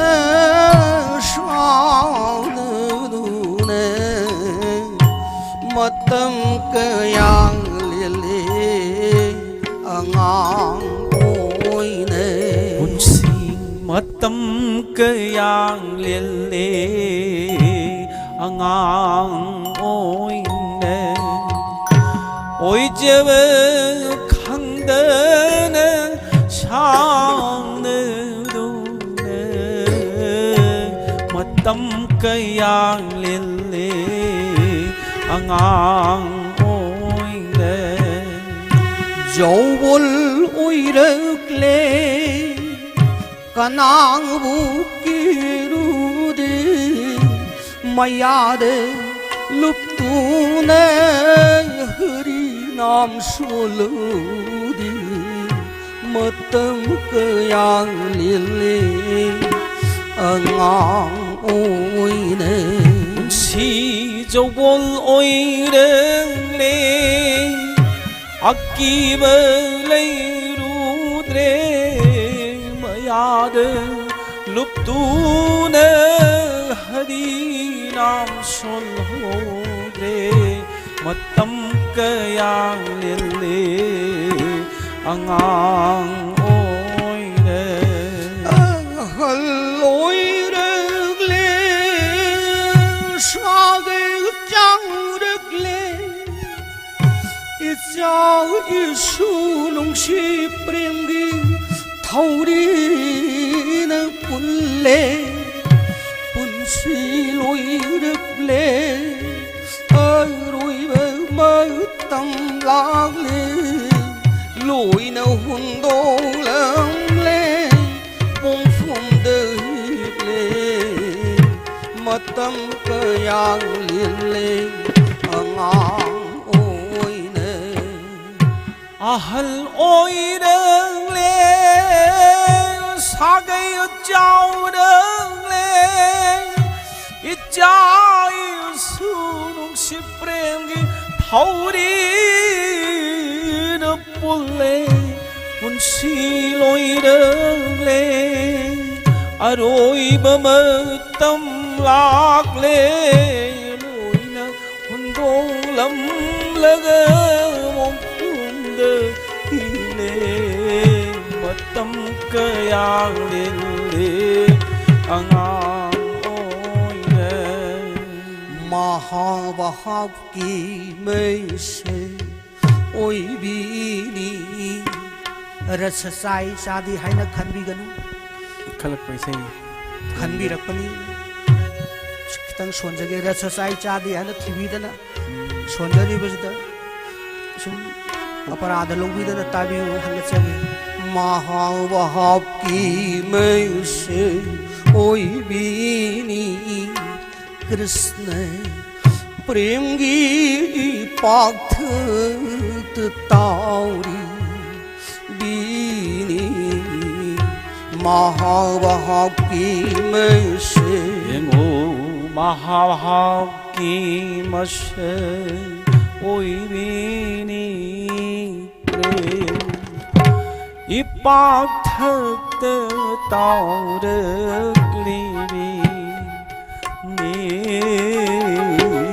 마하바기 마셔 이 땅의 크레베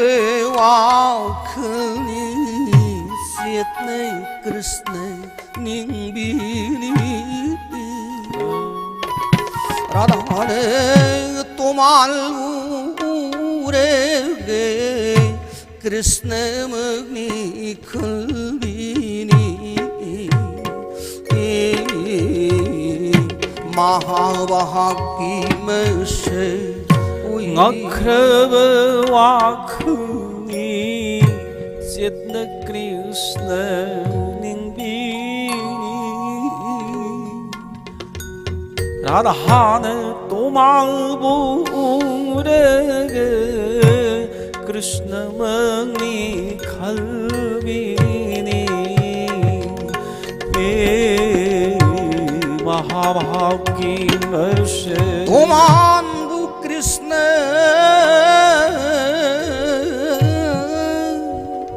कृष्ण उइन उबगी मरम मौशा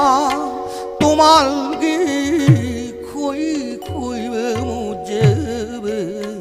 कृष्ण मालू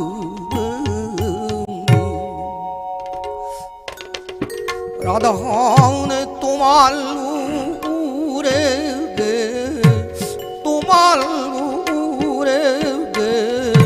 कृष्ण मग्नि खंबिनी महावहाब की मैं से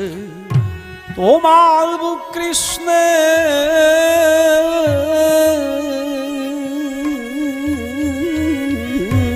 ओइने उबगी मरम mahausa tomagi hoi khoi be mujebe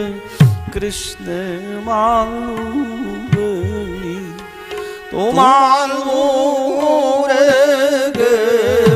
krishna ni khalni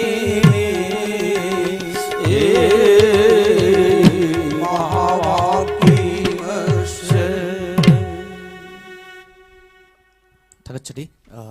오자나 ꯑꯣꯖꯥꯁꯤꯡꯅ ꯍꯥꯏꯇꯥꯔꯦ ꯃꯌꯥꯝꯒꯤꯗꯃꯛꯇ ꯊꯧꯒꯜ ꯇꯧꯕꯤꯕ ꯃꯇꯝꯅꯗꯤ ꯑꯁꯨꯝ ꯆꯪꯁꯤꯟꯈꯤꯕꯅ ꯉꯁꯤꯒꯤ ꯂꯣꯏꯁꯤꯜꯂꯛꯄꯒꯤ ꯃꯇꯝ ꯑꯗꯨ ꯌꯧꯔꯛꯂꯦ ꯑꯗꯨꯕꯨ ꯑꯣꯖꯥ ꯃꯊꯪꯒꯤ ꯈꯨꯗꯣꯡꯆꯥꯕ ꯅꯨꯃꯤꯠ ꯑꯃꯗꯁꯨ ꯑꯃꯨꯛ ꯃꯈꯥ ꯇꯥꯅ ꯉꯁꯤꯒꯤ ꯄ꯭ꯔꯣꯒ꯭ꯔꯥꯝꯁꯤ ꯂꯧꯊꯖꯅꯕꯒꯤ ꯈꯨꯗꯣꯡꯆꯥꯕꯗꯨ ꯑꯩꯈꯣꯏ ꯄꯨꯟꯅ ꯂꯧꯃꯤꯟꯅꯁꯤ ꯉꯁꯤꯒꯤ ꯄ꯭ꯔꯣꯒ꯭ꯔꯥꯝ ꯑꯁꯤ ꯂꯣꯏꯁꯤꯜꯂꯛꯄ ꯃꯇꯝꯗ ꯂꯣꯏꯁꯤꯜꯂꯛꯄꯒꯤ ꯄꯨꯡꯖꯥ ꯑꯁꯤꯗ ꯍꯥꯏꯇꯥꯔꯦ ꯑꯣꯖꯥꯁꯤꯡꯗꯒꯤ ꯄ꯭ꯔꯣꯒ꯭ꯔꯥꯝ ꯑꯁꯤꯒ ꯃꯔꯤ ꯂꯩꯅꯅ ꯇꯦꯟꯇꯛꯄ ꯃꯣꯠ ꯈꯤꯇꯪ ꯐꯣꯡꯗꯣꯛꯄꯤꯔꯝꯃꯨ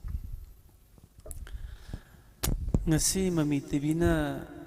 sembiriba aikoigi na sankirtan chaukhatnaba culture punamak chaukhatnaba maikui saidin pham haidana masi sinbirakpasidi hainingai leitana kari hairaga penbigani haifam khangde Radha Govindana sanbibu oisanu matung dasu koigi maman yamla boja guru artist mayam dubu kokhat pire hairaga aikoigi saktak pidana aikoigi makhal kaya gi discussion je nei na dana aikoigi oja mayam ji kokhatna adugumba sangetongi chaukhatnaba miyoibagi punsi gi aikoigi tana thana yadraba aikoigi simpham mayam nei ji chaukhatnaba gi damakta mayam punamakna discussion torodare khanna nei naraga aikoigi henna chaukhatnaba sinbiragadi yamna laibak phagani madudasu ai kaigumba sinbirakpa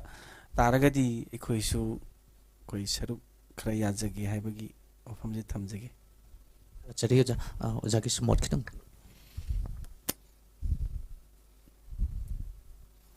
ngasi mami TV na ngasi gi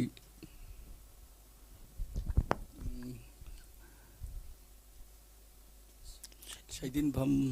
haina ming thon ba sigi program sida yawjoina yawbugi khudong chaba pibirakpa nai khoi gi di labuk yam phabani nai khoi thodong matik chajabadi natte adubu ai khoi su wang hang basu ka hijadawni sangirdo mayai da sum laibai pol hainabi oin tawduna sumna imanaba mani tarawari utai pungtau tau di pak khot pa laiba ngasai sum modu ko khola di pak cha daw kai hatoi damni na hamma thang da di khitang practice kha tau gi dare hai ga wa je khara sang ya hai to khum kai gum tau ba ngasai matam di loisile ngasai hai wa hai ba ngasai gi hujiki sangkirdon se ga mamang gi sangkirdon du ga khena ba gi matang khitang hai da ai pungning ning sing da na hai ga da wat kak thok kak sing khara su hai phat da wa khitang ngasai gu di maldak chin thabdo khitang tentang masa am ga thong ge hanagi bahok sing sangkirdon tawrimbo oja sing si bhakti gi prem gi lambi da phajana changjaba aduga guru singgi amasung satnabagi gi aikogi satnariba sankirton sigi amasung horphamgi wari sing kupna khajiktang hairaga radhadang panmada kapsaba nungi bhab yamna wang baba bhoksing amasung artist sing oiramba aduna babo ne artist ne ani pullakanda asagi sakhotpagi khongchat do matamdu leirambani haujikna sakhoti haibadi natte ngasagi chawkhatlaba music mayamgi prithvi gi angakpa phangaba music ki chawkhalaiba isen maraksida taruba uruba chawkhalakpagi internet ki kanu laikpa matamsida khaji su somda apply khara su laksilakpa khara su khitang su laksilakpa dum bai posu khara yarakpa adagi audience da su ngasagi bhakti prem gi lambi si yoksin bai ngom ngam phataba laik lai su gi somda sum khara su khitang su lai khiba khokhiba sum kainong khak swaida su macha khara lai bani aduga smai taw na khajik adugi sense khara tawi haibani masi mutkhiba mangkhiba haibudi leite hojik hena UNESCO na loksin biraga amasung college university mayamama inausing hojik mayamama lakhalai khara leiraga sangkirdon gi maramda isai gi adigi folk gi saisak gi ton ba mayam si pena gi sumba mayam sina aikoi manipur si achauba hana gi horpam ni hairu culture gi horpam ko gi leiba ko gi kaino sing sida hena mapung pharakani doctor kya lakhini achauba yam la kan prithvi da saktak na bo hona da sangkirdon gi aso magun je hena lakani haibugi thajaba su lai haibugi podo ngasai panjani mani ai swai da su thamjari ado masigi taja si pibirakpa laibok asuki madik phai tolaba loli ka khatchaba hijadaba koibo sumaina sumba saruk si khar yabiu rajau ga takbirakpa lai phabani mani tai kogi mami TV na sigumba thorum kya si sinbiduna hena chawkhatpada mateng pangbuda chawba hena chawba daite hena lawbi bangam boibiu ai hanna thagajari थागसरे ओजागांडी की सु पुनिंगी मोट कितंग फोंदोक पियो ngasi ki thorum asiga mari len ai ji waje kai na ti hai jada bane sa ai nau je maratana lei lom ma kitang lei kitang lom ma dai tang tali ta u ta hu de yam nungai je yam nungai je koi ki sumana kana to pasi yam nungai je koi ki matung da su koi ki nam son ba lei bi mayam su kitang khakot pi raga mai gi apa ma mot sing kitang tau yu ha raga matang sida sai sa kana to sere थागसरे ओजाबसंता की सु पुनिंगी thorum siga mari lena wa phong kitang phongdok pi थागचरी ममी TV संगीतोन तौबीरेब कांगु जंगी वैना गोविंदना सायंग वन लेंथोक पिरागा खोई संगीतोन तौबीरेब कांगु जंगी वैना नौ नौ पोकपिरक पनेना आई हमना थमजगे अमतंग कंखटपियो संगीतोन तौबीरेब इसिनाउ जिंग ngasi लिंगजिन बिरु समाइना संगीतोन हेक अखो कल्चर सिदा खोंदा बिरु इसिनाउ जिंग लोइनमक लेंबिरगा ngasi की थोरन समाइना लोइनमक सिदा यावबियो लोइनमक सिदा फंबम सिदा लेंछन बिरगा अमतंग सिमतंग यावबियो पुकनिंगना फोंदोकनिंगबा हाइनिंगबा पुनमक लेबिरिबदो सिदा लागा लोइन फोंदोक पिरारो मसी ममी टीवी ना अखोई संगीतोन तौबिरिबा अखोई मयामगी थोंलाउना हांगदोगा फम संगीत ममी टीवी ना थंबिरिबजे मसीदा संगीतोन सिदा संगबिरैबा आर्ट कल्चर तौजिरिबा खोइसे अमुतंग मसीदा अमुतंग लेंछन बिरगा मसी अमुतंग अखोइबु अमतंग ममी टीवी दा अमतंग लेंछन बिरगा मसी अमतंग यावबियो ममी टीवी की सरुक सिदा अमतंग याबियो ममी टीवी ना यामना पोकेल चाउना थोंग हांगदोगा थंबिरे अखोइगी मसी मयामदा आई अमतंग लेंबिरओ हाइना आई मयामदा खुबांग चांगजौ तरा लरे मयामदा खुरमजरी थागचरी ngasi mami tv gi saidin pham thoram masida mapung phan binadabagi damakta lamdam masigi saknai rabana ta sankritan gi saknai rabo jamarin lingbirak tuna thoram saruk ya be bulona mami tv gi thoram masida whatsapp call gi khutang da video call gi khutang da phone to birak tuna adom gi apamba isai khanbagi khudong chaba amadi pukning gi aningba apamba phongdok gi khudong chaba lobi khiba amadi call to birak le harga khuna paiba ngamja hodaba ke amarum su yaukre khuding makna su puksel chauna ngak pigini mathangi thoram da tongan balamdam masigi culture ga mari lainaba